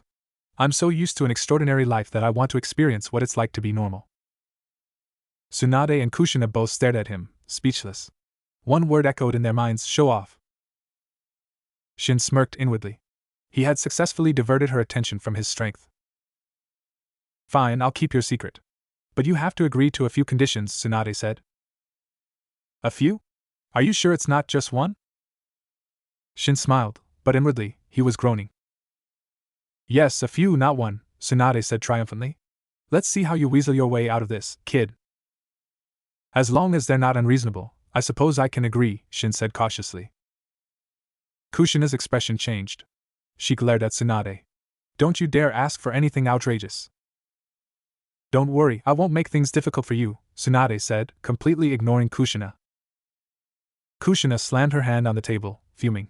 This woman was deliberately ignoring her. First, from now on, when I ruffle your hair or pinch your cheeks, you're not allowed to resist or dodge. Shin's face fell. Kushina's expression mirrored his. Old hag. You just want to take advantage of Shin. Kushina jumped onto her chair, glaring at Tsunade. What did you just call me? Tsunade was furious. She was only 16, and this little girl was calling her an old hag? You heard me. Cougar. Kushina was fearless when it came to Shin. Little girl, if you weren't so young, I'd teach you some manners. Humph, old hag, if I were your age, I'd be the one teaching you some manners. Tsunade and Kushina locked eyes, the air crackling with tension. Ahem, shouldn't we focus on the important matters at hand? I agree to your condition, Lady Tsunade, Shin interjected. Tsunade narrowed her eyes. Shin had been so resistant to her touch before, why the sudden change of heart? Was he up to something? She wasn't going to underestimate him now. In truth, Shin was playing the long game. He'd let her have her fun for now, but he'd get his revenge later, with interest. He'd make her regret taking advantage of him. Shin, you agreed? Kushina looked at him, betrayed, then turned away, refusing to acknowledge him. Seeing Kushina's anger, Tsunade felt a strange sense of satisfaction. Then she mentally slapped herself. Why was she competing with a 5-year-old? Now, on to my other conditions, Tsunade announced. She watched Shin closely, trying to gauge his reaction. But to her disappointment, his expression remained unchanged. He even gestured for her to continue. Tsunade's suspicion grew. Something was off. She had no idea that Shin was planning to settle the score in the future, with interest. Weren't you going to tell me your other conditions? Cat got your tongue? Shin looked at Tsunade expectantly. I haven't quite decided yet. I'll let you know later. Tsunade looked at Shin, her mind still searching for suitable conditions. You might not get another chance. Shin's words held a hidden meaning. He was confident that his strength would soon surpass Tsunade's. With his perfect sage body and the system's cheat, his growth rate was unpredictable, even to him. Speaking of which, I'm curious about your strength. Come with me to the training grounds. Tsunade stood up and led Shin to her private training area behind the courtyard. It was a spacious area. Kushina trailed behind them, her cheeks puffed out like a disgruntled chipmunk. She was still sulking. All right, Shin, let's spar. Wait, what? Shin stared at Tsunade in disbelief. Spar with her? Was she joking? He was no match for her right now. He wasn't into masochism. Don't worry, I'll go easy on you, Tsunade said reassuringly. Go for it, Shin. Beat her. Kushina cheered, pumping her little fist. Kushina, are you crazy? If I could beat her, I would. But I can't. Do you want to see me get pulverized? Shin whispered to Kushina. Pulverized? That bad? On second thought. Kushina recalled Tsunade's brutal display during the ambush and shook her head. One punch could turn a person into a mangled mess. Fighting her was definitely risky. How about we settle this peacefully? I'm not a fan of violence, Shin said to Tsunade, spreading his hands. Tsunade's eyes narrowed. She chuckled. Fine, if you don't want to fight, then you can just take a beating. With that, she threw a punch at Shin. Feeling the force of the blow, Shin's eyes widened. Was she serious? He didn't think she would actually hurt him, but his instincts screamed at him to dodge. Quick reflexes. Tsunade retracted her fist, impressed. Even a Chunin wouldn't have been able to dodge that. Hold on. Shin quickly stopped her as she prepared to attack again. There's no benefit for me in fighting you. So, I'll have to decline. Benefit? What kind of benefit do you want? Tsunade asked. Well, if you teach me an A-rank jutsu, I wouldn't mind sparring with you, Shin said, his eyes gleaming. If she refused, he wouldn't lose anything and would avoid a beating. If she agreed, he'd gain an A-rank jutsu. It was a win-win situation. You're a shrewd one, aren't you? Fine, I agree. I can part with an A-rank jutsu. Tsunade said nonchalantly. As the Senju clan princess, if he had asked for an S-rank jutsu, she might have hesitated.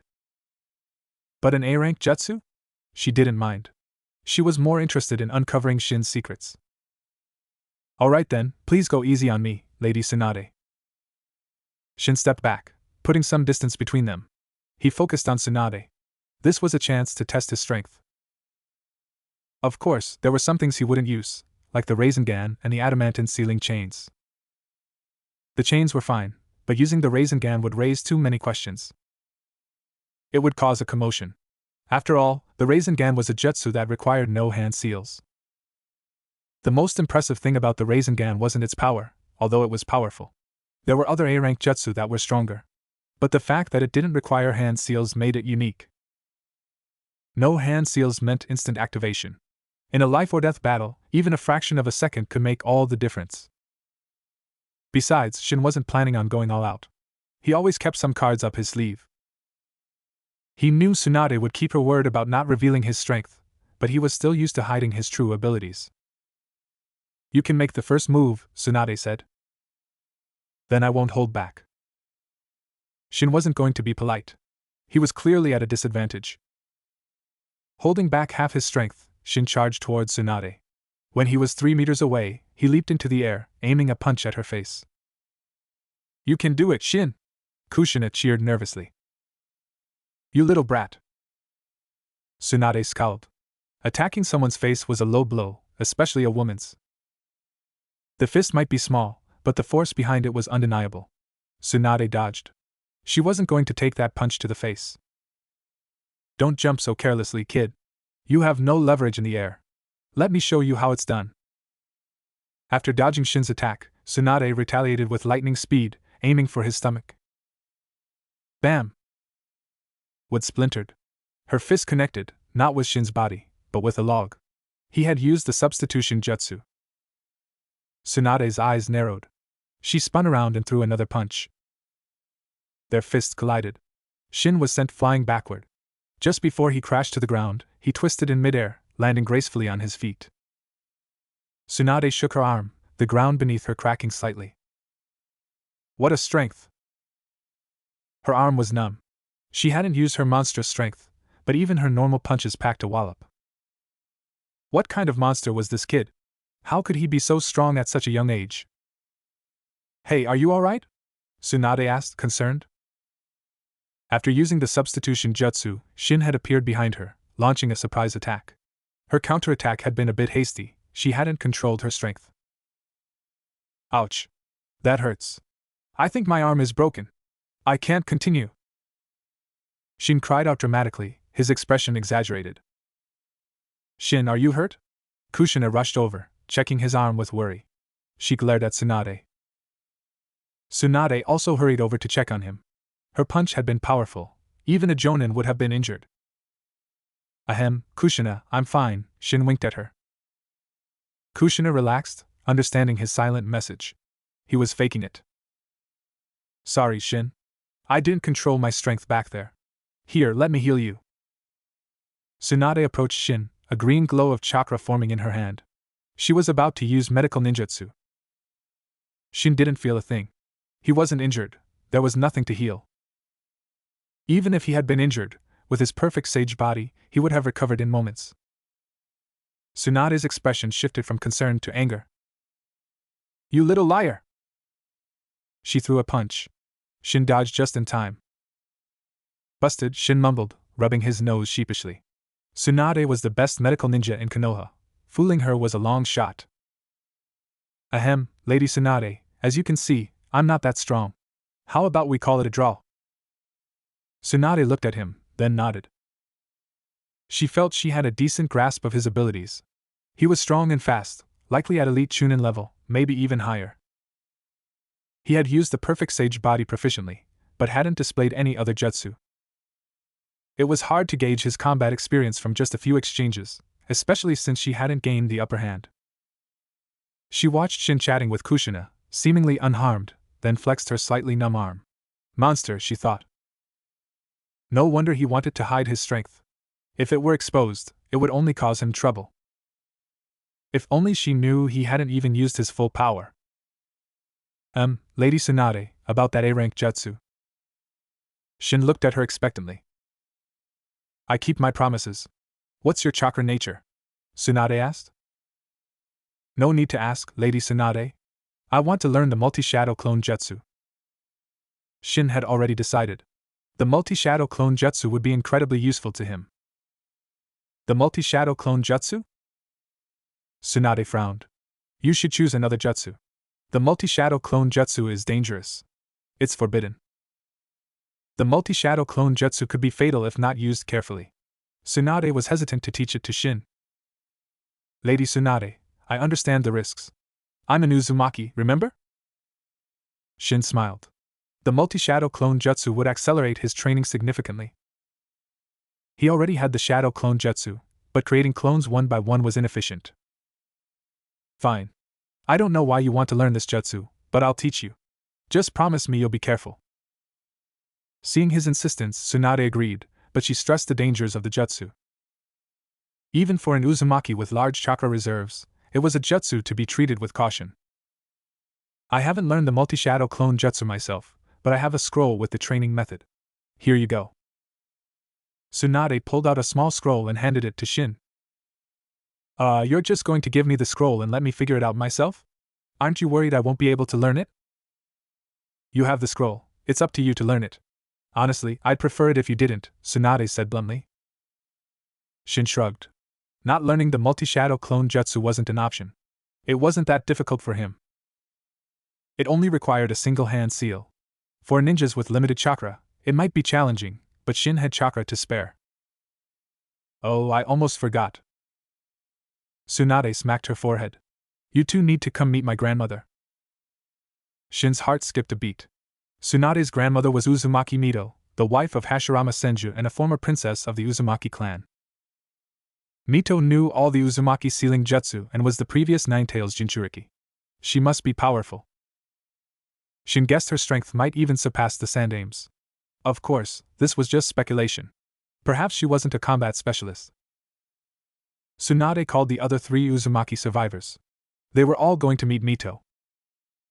They followed Tsunade deep into the Senju compound, arriving at a small, elegant courtyard. There, they met Uzumaki Mito. She looked quite old, which made sense, considering she had lived through the Warring States period. But Shin was confused. Didn't Mito have the strength of 100 seal? Why did she look so old? The strength of 100 seal was an S-rank jutsu that allowed the user to store chakra in their forehead, marked by a diamond-shaped seal. When needed, the stored chakra could be released by using the release technique. And it had another benefit that women would kill for: eternal youth. Mito knew the strength of 100 seal. Why didn't she use it to maintain her youth? Perhaps she no longer cared about her appearance.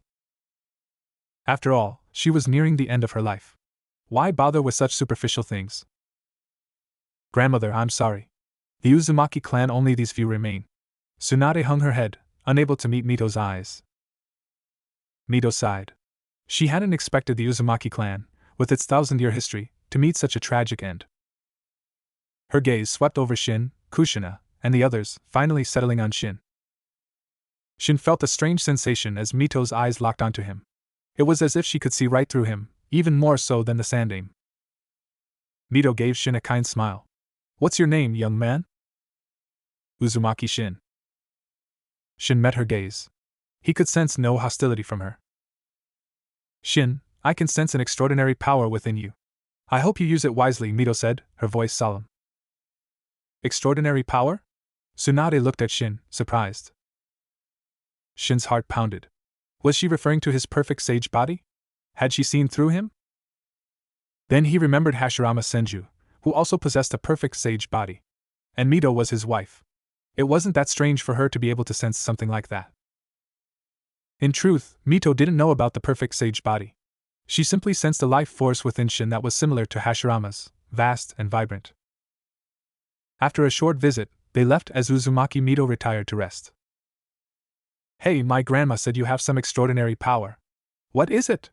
You seem to have a lot of secrets. Tsunade fixed Shin with a curious stare. How should I know? Shin shrugged, feigning ignorance. He couldn't reveal his perfect sage body. Besides, even if he did, no one would understand what it meant. Hashirama Senju was remembered for his wood release, not his sage body. But without the perfect sage body, his wood release wouldn't have been so devastatingly powerful. Yamato's wood release, for example, was only slightly stronger than regular jutsu. It was even dubbed pseudo wood release. Speaking of the Senju clan, they must have some wood release jutsu scrolls left behind by Hashirama. Shin was eager to see them. He didn't have the wood release Kekkei Genkai yet, but he was confident that with enough research, he could develop it. Not the watered-down version Yamato had, but the real deal, like Hashirama's. Shin, what are you thinking about? You're about to walk into a wall. Kushina pulled him back, snapping him out of his thoughts. Shin stared at the wall in front of him, embarrassed. If Kushina hadn't stopped him, he would have walked right into it. Seriously? Are you blind? Tsunade chuckled. Shin glared at her. He really wanted to punch her right now. But he wasn't strong enough yet. He'd have to bide his time. He'd get her back one day. Tsunade noticed his glare but dismissed it. By the way, I'm planning on enrolling the four of you in the academy. Tsunade looked at Shin, Kushina, Kai, and Akiko. They couldn't stay at the Senju compound forever. They were at the right age to start school, and Tsunade thought the academy would be a good environment for them. Of course, if you don't want to become ninja, you don't have to go. She wouldn't force them. I'll go. I want to be a ninja and avenge my family, Kai declared, his eyes burning with hatred. I want to go too, Akiko said.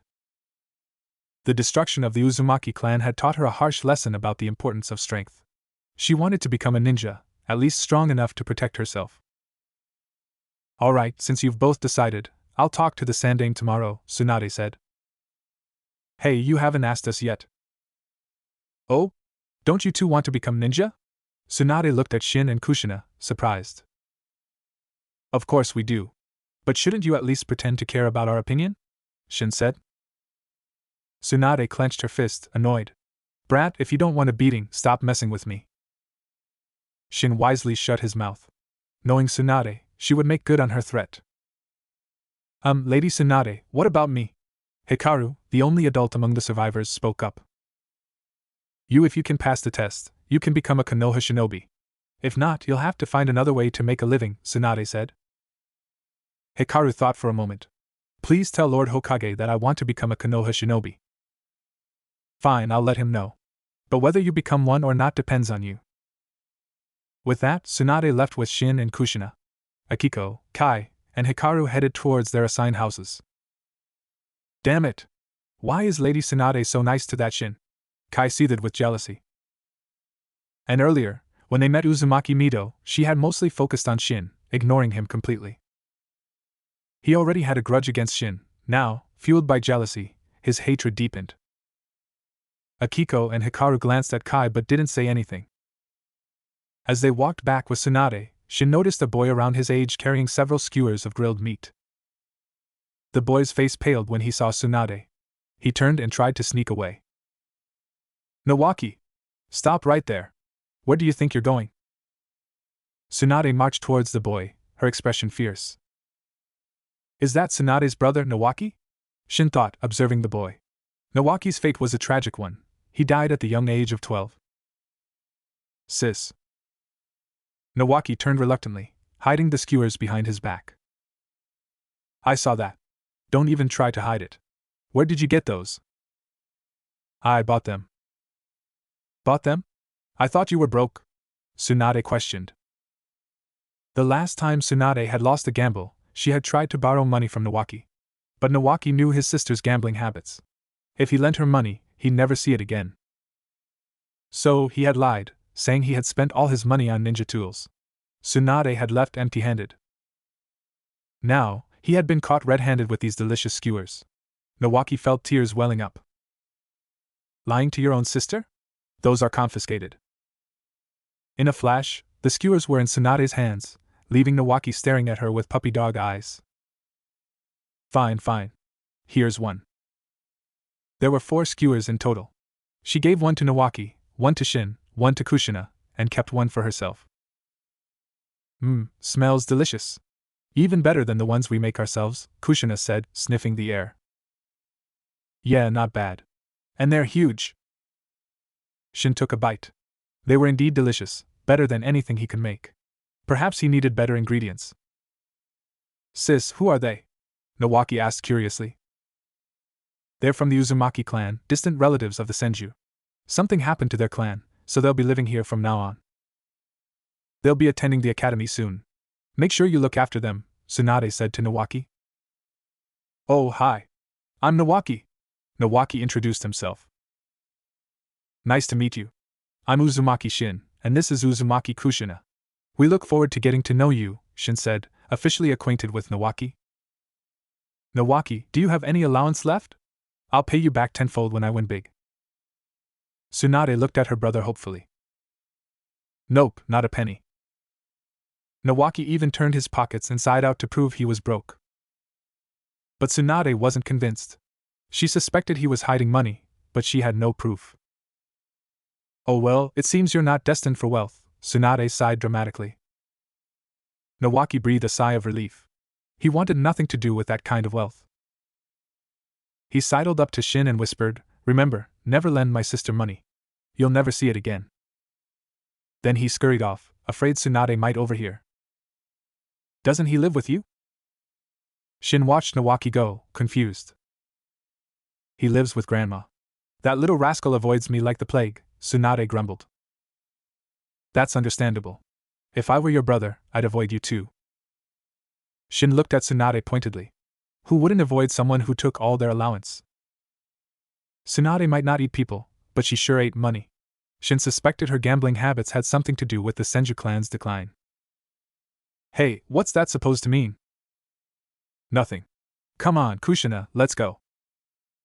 Shin took Kushina's hand and returned to Tsunade's courtyard. He pulled out the multi-shadow clone jutsu scroll and started studying. The jutsu was simple enough. It didn't take him long to master it. He formed the ram's seal. Poof! Dozens of Shin clones filled the room. He dispelled the clones and went to inform Tsunade and Kushina that he was leaving the courtyard to explore the Senju compound. He wasn't just wandering aimlessly. He was looking for a suitable training spot. There was a training ground within Tsunade's courtyard, but he didn't want to train there and risk exposing his secrets. After a thorough search, he found no suitable location within the Senju compound. He'd have to look elsewhere in Konoha. But he wasn't going to wander around just yet. He had just arrived, the Sandaime was likely keeping an eye on them. He'd wait a while, lay low for now. He also had his replication system to consider. He currently had 3 common replication cards and 1 advanced. The advanced card could copy a wide range of things, S-rank jutsu, Kage-level chakra and physique, even Kekkai Genkai. But there were limitations to copying Kekkai Genkai. He couldn't copy the Rinnegan, or even the Eternal Mangekyo Sharingan. The Mangekyo Sharingan, however, was within reach. If I awaken the Mangekyo Sharingan and then copy another pair, could I evolve it into the Eternal Mangekyo Sharingan? Shin wondered. The Mangekyo Sharingan was the Uchiha clan's ultimate dojutsu, but it had a fatal flaw: overuse led to blindness. It was like a curse. The only way to overcome this was to evolve it into the Eternal Mangekyo Sharingan, which also granted the ability to use the perfect Susanoo. But to evolve it, one had to transplant the Mangekyo Sharingan of a sibling.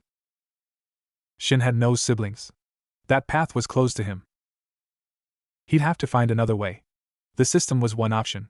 He also suspected there might be other ways to evolve the Mangekyo Sharingan. Otherwise, how did Indra Otsutsuki obtain his Eternal Mangekyo Sharingan? And Hagoromo Otsutsuki's Rinnegan wasn't innate, it had evolved from the Sharingan. Shin wasn't too worried. Even if he couldn't evolve his Mangekyo Sharingan, he wouldn't go blind. He had the perfect sage body. Obito Uchiha had been able to use the Mangekyo Sharingan without side effects after transplanting Hashirama Senju's cells. With the perfect sage body, Shin didn't have to worry about blindness. But even so, he still wanted to evolve his Sharingan into the Eternal Mangekyo Sharingan. He coveted its power. The perfect Susanoo was practically invincible. And with the Eternal Mangekyo Sharingan and his perfect sage body, he could potentially awaken the Rinnegan himself. Just the thought was exciting. But it was too early to think about that now. His Sharingan was only at the One-Tomo stage. It would take time to reach the Mangekyo Sharingan, and even then, evolving it wouldn't be easy. By the time Shin returned to the courtyard, it was already dark. He had dinner and went to bed. The next day, Tsunade took Shin, Kushina, Akiko, and Kai to the Ninja Academy. The academy had been founded by the second Hokage, Tobarama Senju. It's already been a while since the semester started, so you'll be joining as transfer students. If there's anything you don't understand, don't hesitate to ask your teacher. Tsunade instructed them. Tanaka-sensei, these children are in your care now. Don't worry, Lady Tsunade. I'll take good care of them, Tanaka-sensei assured her. After entrusting the children to Tanaka-sensei, Tsunade left. As an elite jonin, she was a busy woman. They followed Tanaka-sensei to their classroom. Shin spotted Nawaki immediately. Hey Shin, Kushina! You're in our class! Nawaki exclaimed, jumping up. Nawaki, sit down! Tanaka-sensei scolded. Nawaki obediently sat back down. Despite being the grandson of the Shodaime Hokage, he still had to behave in class. We have 4 new transfer students. Please welcome them to our class, Tanaka-sensei announced. The other students looked at Shin and the others curiously. Red hair was rare, to have 4 at once was unusual. No, wait, there were 5, including the other red-haired student already in the class. Choza Kimichi. Why don't you all introduce yourselves?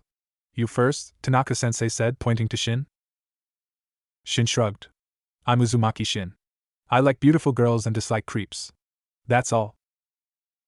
Tanaka-sensei's lips twitched. That was certainly an interesting introduction.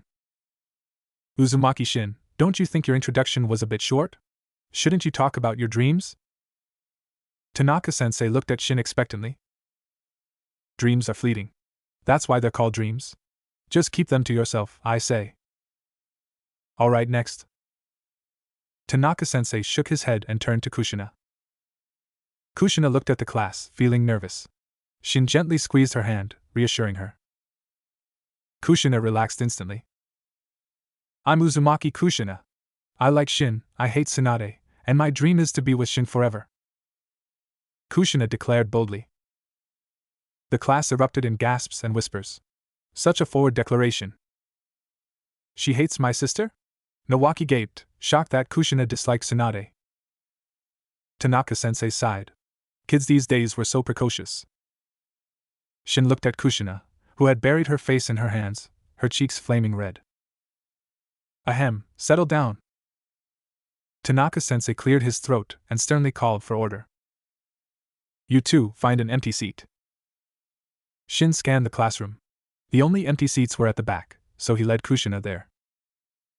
Akiko and Kai gave their introductions. Akiko's was unremarkable. She came across as a shy, timid girl. Kai, on the other hand, simply stated his name coldly, giving the impression that he wasn't approachable. They all have the name Uzumaki and the same red hair. Are they all from the same clan? A boy with a pineapple-shaped haircut and bored eyes glanced at them. Shikaku, you're awake? That's a rare sight, Inoichi Yamanaka, sitting next to Shikaku Nara, remarked. I didn't want to wake up, but you were all so loud, Shikaku grumbled. Hi, I'm Uzumaki Shin. Nice to meet you. Shin, settled in his seat next to Kushina, greeted the girl with beautiful black hair sitting next to him. The girl looked surprised, then gave a gentle smile. Hello, I'm Uchiha Mikoto. Nice to meet you too. Shin froze. He had only greeted her because she was pretty, but he hadn't expected her to be Uchiha Mikoto. But something wasn't right. He looked at Kushina, then back at Mikoto. Were they the same age? No, that couldn't be right. Mikoto should be older than Kushina. She should have already graduated from the academy. Maybe it has something to do with me being a transmigrant. In the original story, only Kushina came to Konoha. Now there are 4 of us, including me. Even a butterfly flapping its wings could cause a hurricane, let alone a person. Looks like I'm one of those people who inadvertently changed the world. Shin felt a surge of pride. Ouch. Kushina, what was that for? Shin looked at his arm, which was turning red from Kushina's pinch. Humph, you lecher. Kushina glared at him. So that was why he had chosen this seat, to be next to this pretty girl. Shin felt wronged. He admitted Mikoto was pretty, but he was just being friendly. He wasn't a pervert. He didn't have any inappropriate thoughts about little girls. He couldn't understand Kushina sometimes. But then he remembered Kushina's bold declaration in front of the whole class. She was definitely jealous. Kids in the ninja world really did mature fast. Obito had a crush on Rin before he was 5, and Sakura was infatuated with Sasuke at 6. Uchiha-san, why are you sitting at the back? Shin was curious. It wasn't common for girls to sit at the back. At least, that hadn't been his experience in his past life. The back was usually reserved for the tall kids and the troublemakers. Because no one wants to sit with me. Mikoto gave a wry smile. Everyone avoided her, so she had resigned herself to sitting at the back. Why? Kushina, her jealousy momentarily forgotten, was also curious. You're not from Konoha, are you? Mikoto asked. Wow, you're amazing. You figured that out right away. Kushina exclaimed. Mikoto shook her head. I'm from the Uchiha clan. That's why they avoid me. Kushina looked at her, confused. Shin, however, had an idea. The Uchiha clan's reputation in Konoha was complicated. They had basically offended every other clan and even the civilians. The Uchiha were known for their arrogance. Mikoto didn't seem arrogant, but it was a common trait among the Uchiha. Their arrogance made them unpopular, and their tendency to act superior only worsened things. The Uchiha clan was in charge of the Konoha police force, an important department responsible for maintaining law and order within the village. This position required them to interact with the other clans and the civilians. For other clans, it would have been an opportunity to build relationships and gain favor. For example, if someone from another clan committed a minor offense, they could turn a blind eye and earn their gratitude. But the Uchiha, with their strict adherence to the rules and their tendency to escalate minor offenses, had made themselves unpopular. And when it came to their own clan members, they were lenient, often turning a blind eye to their wrongdoings. This behavior naturally led to resentment from the other clans and the villagers. But the Uchiha clan was powerful. With the decline of the Senju, they were the strongest clan in Konoha. No one challenged them, or even speak ill of them, for fear of being summoned to the police force headquarters for questioning. If they couldn't fight them, they would avoid them. The Uchiha clan was isolated, which was exactly what some people wanted. After the first class, Nawaki rushed over to Shin. Shin, I can't believe you're in our class. Yeah, looks like I'll be needing your guidance, Shin said with a grin. No problem. In this class, I'm the top dog. Nawaki puffed out his chest, giving a thumbs up. Hello, let's get acquainted. I'm Nara Shikaku, and these are Yamanaka Inoichi and Akimichi Choza, Shikaku said, approaching with his 2 friends. Shin's eyebrows shot up. The Ino Shikacho trio, in his class? He decided not to dwell on it. With his influence, who knew how the Naruto timeline had changed? He figured the major events would still occur, like the Second Shinobi World War. But with him in the mix, things might unfold differently. Nice to meet you all. I'm Uzumaki Shin. You can just call me Shin. I'm from Yuzushiogakyure in the land of whirlpools. Shikaku's eyes flickered with interest. They chatted for a bit, then Shikaku and his friends left. Shin scanned the classroom. He had already seen so many familiar faces, there were bound to be more. To his left, he saw 2 pairs of Byakugan staring at him. They looked similar. Could they be Hayashi and Hisashi Hyuga? His gaze continued its sweep, stopping at the 2 students in front of Akiko and Kai. A boy with bright blonde hair and a sunny smile. It had to be Minato Namikaze, the future Yandame Hokage. But Minato looked quite feminine right now. His hair was a bit long, and his features were delicate. If Shin didn't know better, he would have mistaken him for a girl. So, are you enjoying yourself? Shin asked Kushina. Kushina nodded. She had been nervous at first, but now she was feeling more comfortable. Perhaps because there were 4 of them, plus Choza with his red hair, no one had made fun of Kushina's hair color. Without any unpleasant incidents, Kushina was finding the academy quite enjoyable. Well, it would be even better if she wasn't sitting next to Uchiha Mikoto. Shin, who do you think is prettier, her or me? Kushina whispered, glancing at Mikoto. Pretty? Neither. You're both cute. They were 5-year-olds. Cute was the appropriate descriptor. Shin, you dummy! I'm not talking to you anymore. Kushina huffed and turned away. Mikoto poked Shin timidly. Are you 2 fighting? Yeah, you know how it is with kids. They get upset easily, Shin chuckled. Shin! You think I'm just a kid? Aren't you? You're literally a child, Shin said, shrugging. Grr. Kushina chomped down on his arm and refused to let go. Kushina! You bit me! Let go, or you'll regret it. I'll flick your forehead so hard, you'll cry, Shin threatened. Kushina finally released him, but not before leaving teeth marks on his arm. Look, you're making me bleed.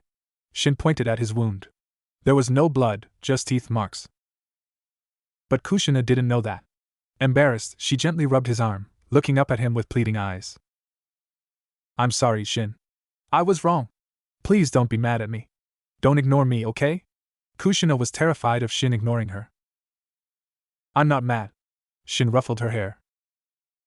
Seeing that he really wasn't angry, Kushina giggled and snuggled closer to him. Mikoto watched them, envy gnawing at her.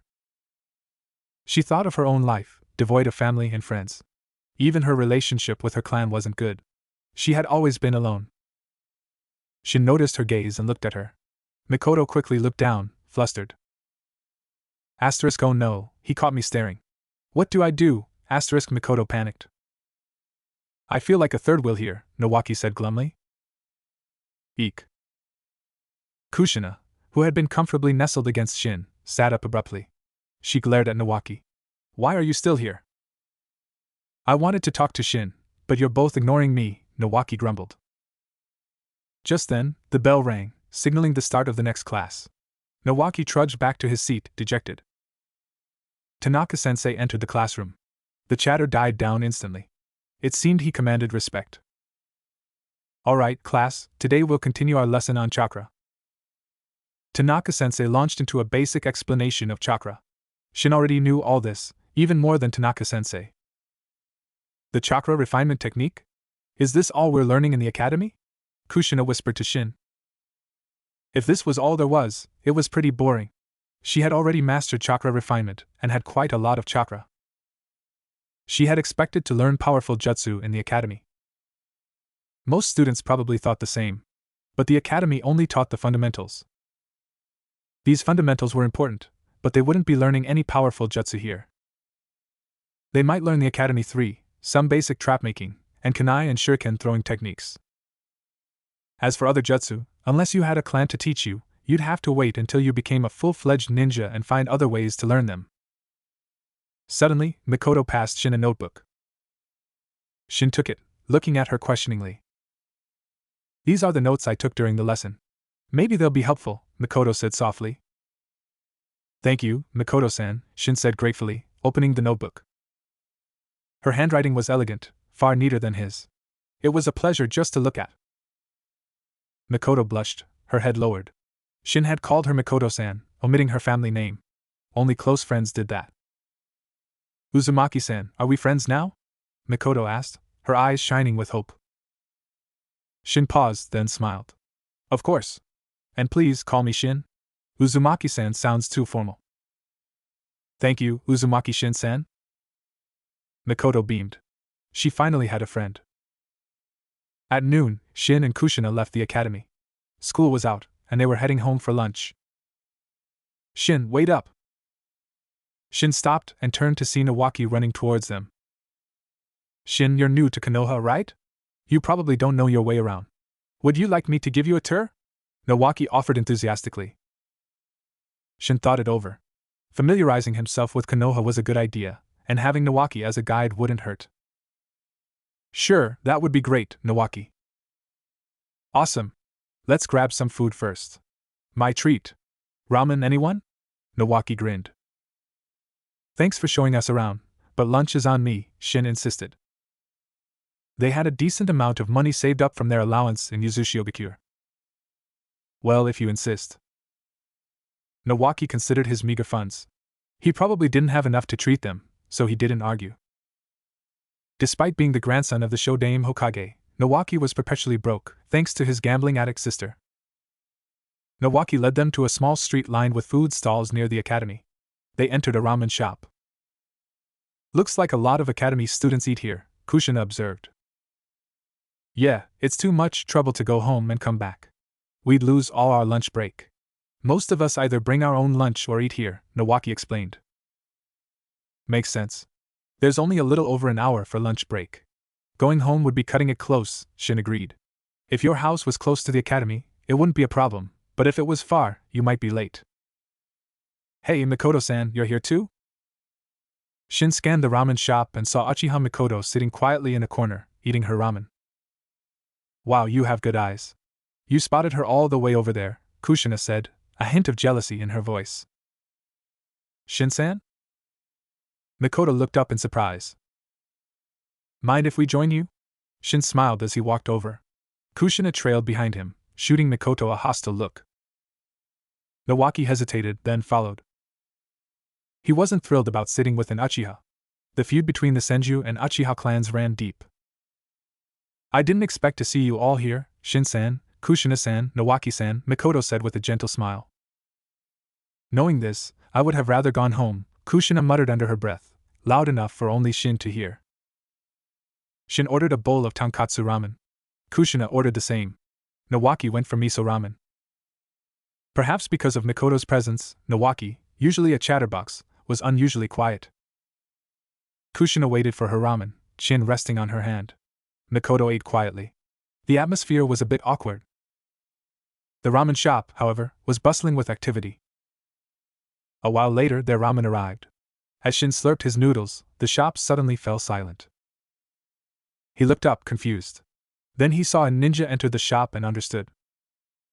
The ninja's uniform bore the same clan symbol as Mikoto, the Uchiha fan. The Uchiha clan sure has a presence, Shin thought. He's a jonin from our clan. He has a bad temper, Mikoto explained. An Uchiha jonin, huh? Shin thought of his replication system. Can a common replication card copy his Sharingan prowess? He wanted to copy, not the Sharingan Kekkei Genkai itself, but the ocular prowess it granted. He wasn't sure if it was possible.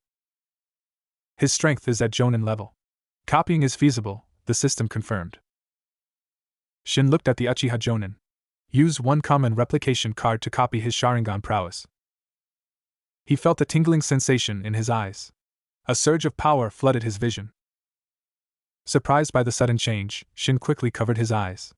3 black tomos swirled momentarily in his eyes. Shin, what's wrong? Kushina asked, alarmed. Nothing, just got some soup in my eye, Shin said with a chuckle, removing his hand. Oh, be careful.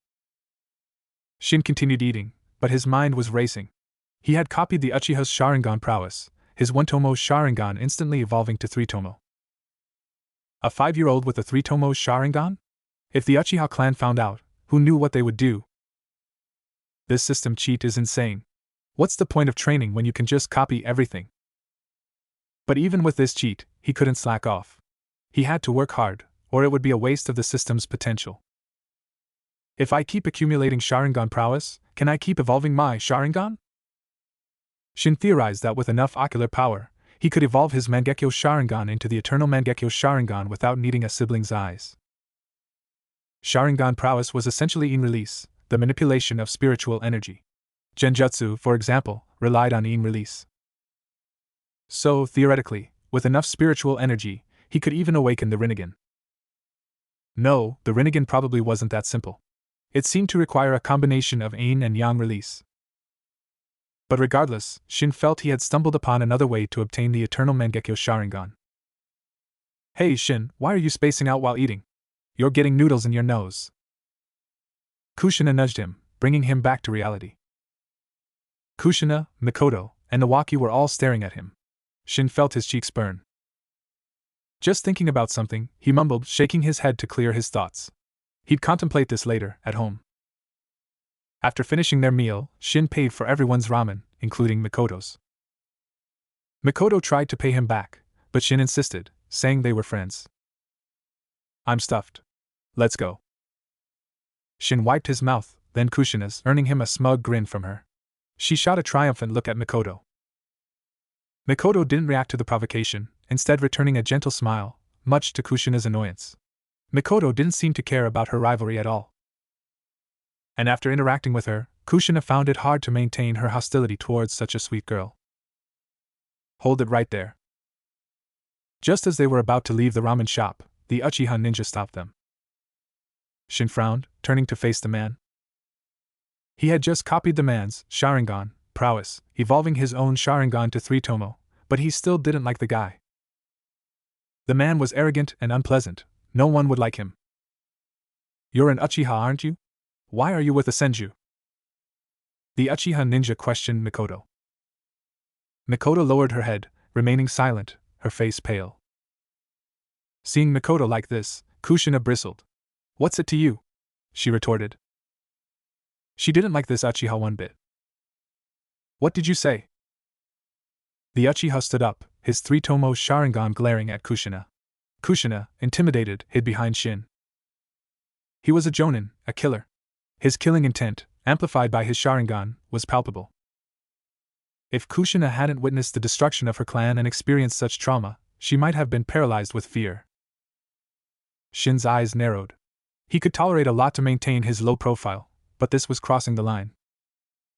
He was about to step in when a familiar voice rang out. Shin, Kushina, Nawaki, what are you doing here?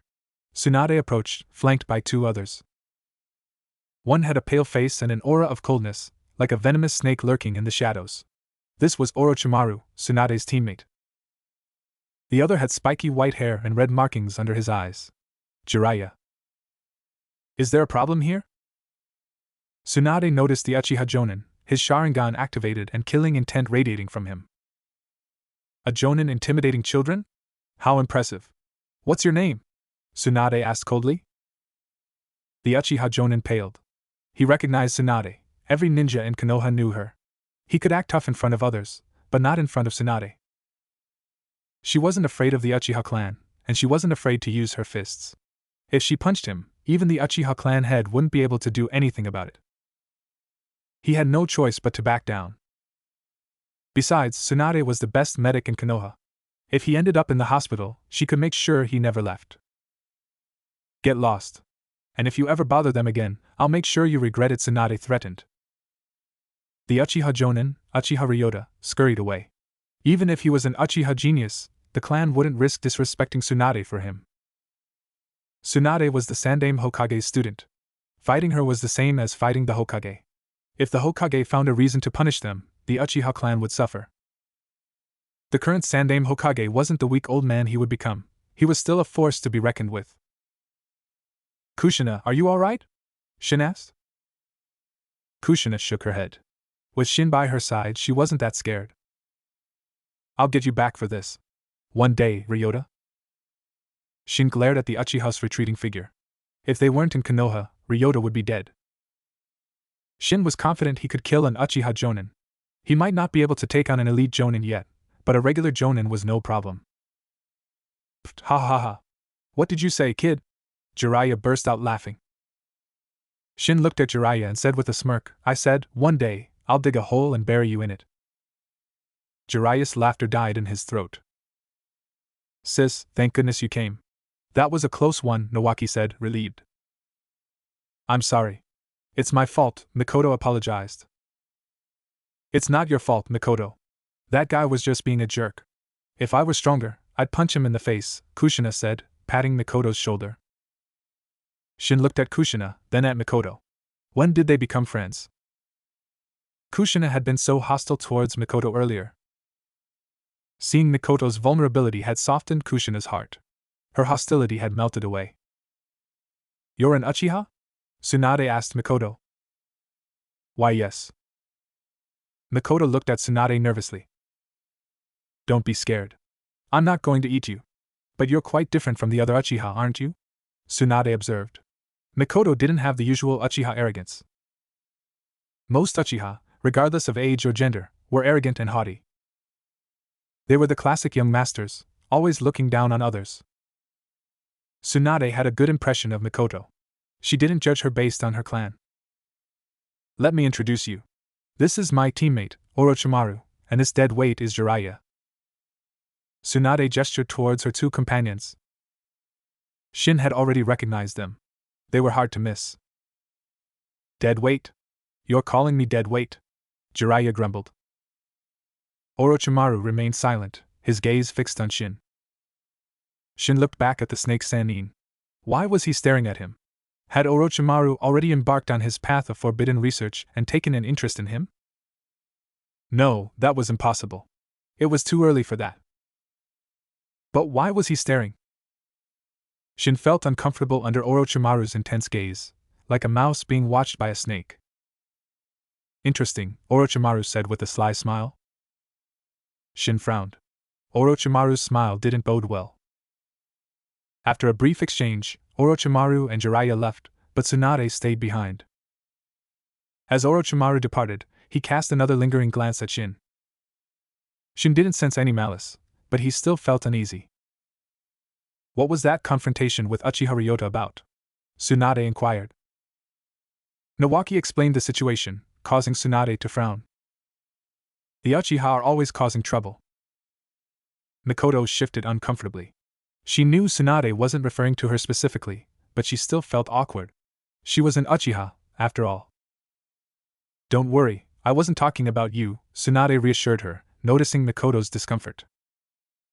She had a good impression of Mikoto, who seemed different from the other Uchiha. By the way, I have to leave the village for a mission.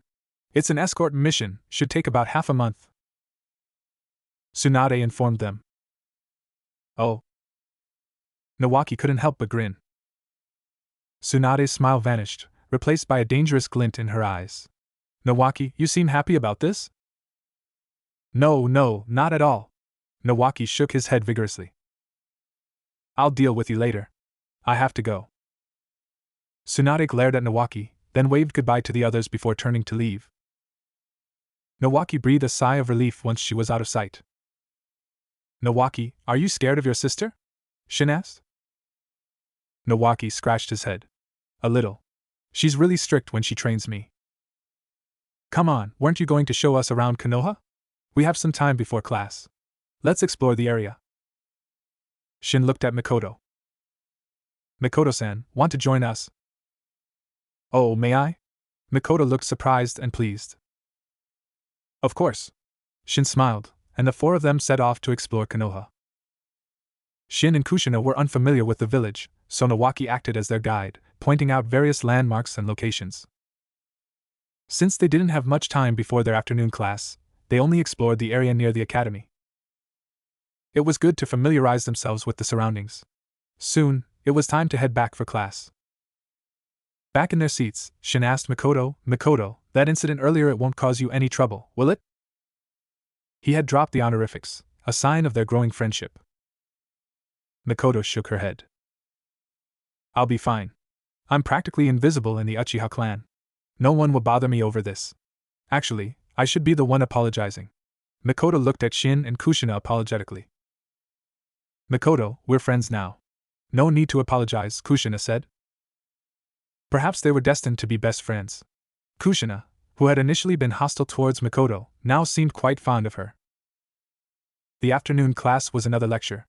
Kushina wasn't interested in theory, she felt like falling asleep. Shin felt the same. If the lecture had been useful, he would have paid attention, but it was all stuff he already knew or found irrelevant. School let out early, a little after 4 in the afternoon. After school, they accepted Nawaki's invitation to explore more of Konoha. Back at the Senju compound, Shin refrained from practicing taijutsu or kenjutsu. He didn't want to attract attention so soon after arriving in Konoha, so he focused on chakra refinement. He didn't know if the Sandaime had assigned Umbu to watch them, but it was better to be safe than sorry. Practicing taijutsu or kenjutsu might reveal his true strength. Even practicing ninjutsu was risky. For now, he'd stick to refining chakra. Should I copy the Byakugan? Shin thought of his advanced replication card. He had 4 cards in total, 3 common and 1 advanced. The advanced card could copy S-rank jutsu, Kage-level chakra and physique, and even Kekkei Genkai. The Byakugan, while seemingly less impressive than the Sharingan and Rinnegan, had powerful sensory capabilities and could even evolve into the Tenseigan. The Tenseigan was a dojutsu on par with the Rinnegan, perhaps even surpassing it in offensive power. After some consideration, Shin decided against it. While the Byakugan's sensory abilities were useful, especially for detecting surveillance, it would also turn his eyes completely white. Walking around with those eyes would draw unwanted attention, especially from the Hyuga clan. If only I had the mind's eye of Kagura, it's even better than the Byakugan. He shook his head, pushing the thought aside. He didn't know how to awaken it, or if it was even possible for him. As far as he knew, only Karen possessed that ability. A few days passed. Shin and Kushina's days were filled with school, exploring Konoha with Nawaki and Mikoto, and chakra refinement. One day, they were summoned to Uzumaki Mito's residence, along with Kai and Akiko. "I've called you here today to teach you the Uzumaki clan sealing jutsu."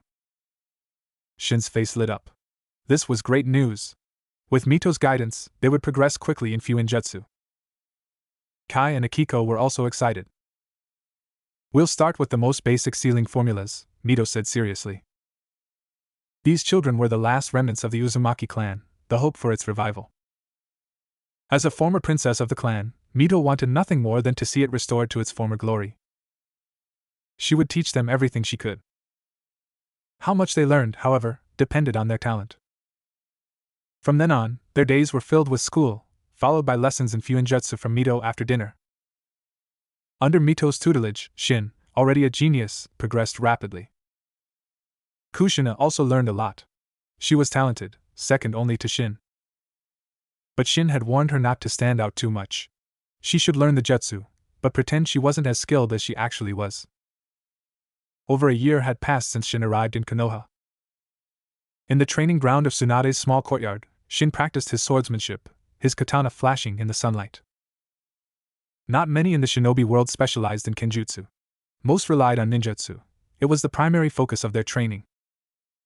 The most skilled swordsman in Konoha was probably Tsukumo Hatake, though it seemed he hadn't earned the moniker Konoha's White Fang yet. Shin hadn't even heard the name Tsukumo Hatake before. He was probably still relatively unknown. Mastering kenjutsu required not just hard work, but also finding your own path. From the beginning, Shin had known what path he wanted to take, one that maximized his strengths. And his strengths were? His perfect sage body, granting him monstrous strength and speed. His kenjutsu would be one of overwhelming power and swiftness. 3-step slash. Shin unleashed 3 slashes in the blink of an eye, effortlessly slicing the wooden training dummy into 4 pieces. 3 slashes per second were child's play for him now. His limit was 5. 5 slashes in a single second, a true testament to his speed. Even an elite jonin, caught off guard, wouldn't be able to withstand such an assault. If I could combine this with space-time ninjutsu, I can already imagine myself racking up kills on the battlefield. Unfortunately, he didn't know any space-time ninjutsu. He was eager to learn, though. Such jutsu were incredibly versatile, invaluable for both offense and defense. "Shin, breakfast is ready. We have that test today, so we need to leave early," Kushina called out. Shin sheathed his katana and headed inside. Kushina had already prepared breakfast. It was a simple meal of bread and milk. Shin had baked the bread, Kushina had only set the table. He didn't dare let Kushina cook. She was a master of creating culinary abominations. The one time he had tried her cooking, he had spent the entire morning throwing up. From then on, he had banned her from the kitchen. After breakfast, Shin packed their lunches and they headed out. Tsunade wasn't home. As an elite jonin, she was always on missions. At the academy, the classroom was filled with a mix of anxiety and excitement. Those with good grades were eager to show off, while those who struggled dreaded the test. "Mikoto, I'm counting on you for the written exam," Shin said as he sat down. The morning was dedicated to the written test. Shin had no interest in studying those theoretical concepts, and the questions were often bizarre. Cheating was his only option. But he had to choose his source wisely. Most of the class were hopeless. Thankfully, Mikoto was a top student, consistently scoring first in the written exams. "Just don't get caught," Mikoto said with a smile. "Don't worry, I won't," Shin assured her. Mikoto gave him a dubious look. "That's what you said last time, and we both ended up getting punished." "Ahem, that was an accident." Shin cringed, remembering the time he got caught cheating. But that was a fluke, it wouldn't happen again. The morning passed, and the written test concluded. Shin had copied Mikoto's answers. He was confident he'd done well. He had also helped Kushina and Nawaki cheat. They were both terrible at academics. After the written test, they had a break for lunch. Shin, Kushina, and Mikoto found a quiet spot to eat their lunch. Over the past year, they had become close friends. "We have the practical test this afternoon. Are you nervous?" Mikoto asked. Why would we be nervous? We've done this so many times already, Shin said nonchalantly. The academy held tests every month. These test scores don't even matter. They don't affect graduation, Shin added. Then why did you cheat? Mikoto's question almost made Shin choke on his food. Ahem, I just don't want to be at the bottom of the class. Yeah, me either, Kushina chimed in. After lunch, they had a short break before the practical test. Tanaka-sensei led the class to the training grounds. The results for the written test are in. Uchiha Mikoto scored a perfect score, placing first in the class, Tanaka-sensei announced. No one seemed surprised. Mikoto was always at the top. Also, Uzumaki-shin, Senju Nawaki, did you two cheat? Who copied from whom? You have the same score, and you even got the same questions wrong. Tanaka-sensei glared at them. Nawaki avoided his gaze, while Shin remained calm. Inwardly, however, Shin was cursing Nawaki's stupidity. He had helped him cheat, but did he have to copy everything? When Shin copied from Mikoto, he had deliberately answered a few questions incorrectly. Kushina had done the same when she copied from him. But Nawaki had copied everything, including the wrong answers. It was no wonder they got caught. Nawaki, sorry buddy, but it's time to ditch the dead weight, Shin thought ruthlessly. Tanaka-sensei, Nawaki copied from me. I know it was wrong, but he threatened to beat me up if I didn't let him. I didn't have a choice. Shin put on an Oscar-worthy performance, as if he had truly been threatened. Nawaki gaped at him. He had begged Shin to help him cheat, but he had never threatened him. Nawaki, I can't believe you do that. I'm telling Grandma Mito. Well, maybe if you confess, I might reconsider. Kushina said angrily. Shin mentally gave Kushina a thumbs up. He decided he wouldn't help Nawaki cheat anymore. This guy was a liability. Nawaki felt a wave of despair. Kushina's words were a clear threat. She was forcing him to confess. Shin and Kushina were so mean. I'm sorry, Tanaka-sensei. I copied, Nawaki confessed, hanging his head. Copy the questions from this test 100 times. You have 3 days, Tanaka-sensei said without a trace of sympathy. Nawaki felt like he had been struck by lightning. Copying the questions 100 times? He'd be dead from exhaustion. And he only had 3 days. He wanted to cry. Nawaki squatted on the ground, his face a picture of despair. Copying the test questions 100 times was pure torture. Shin gave him a sympathetic look. Honest, he thought. Not gloating at all. Next up, the practical test. We'll start with kunai throwing. Tanaka-sensei announced, glancing at Nawaki. Nawaki, what are you still doing on the floor? Want me to add another 100 lines? Nawaki shot to his feet, glaring at Tanaka-sensei as if he were a demon. Shin patted Nawaki's shoulder. Sacrifices must be made, my friend. You understand. Nawaki gave him a mournful look. 100 times. How could he understand? Alright, let's begin. Uzumaki Shin, you're first. Lucky me, first up. Shin smiled, pulled a kunai from his pouch, and stood at the designated distance, about 15 meters from the target. They were still young students. Throwing accurately from a greater distance would be challenging for most. With a flick of his wrist, the kunai flew through the air, striking the target with a satisfying thud. 9 points. Not bad. Almost a perfect score, Tanaka-sensei said approvingly. Humph, is that all you've got? A sneer reached Shin's ears. He didn't need to turn around to know it was Kai. Shin turned and faced him. Kai, what was that? I didn't quite catch it. Say that again. Kai met Shin's gaze, a flicker of fear in his eyes. Shin had broken his leg when they were younger. The memory still haunted him. He wasn't sure if he hated Shin more than he feared him, or the other way around. Seeing Kai shut his mouth, Shin snorted and returned to Kushina's side. Why only 9 points? Kushina whispered. Don't want to stand out too much. 9 is a good score, Shin said with a smile. He didn't need to flaunt his abilities.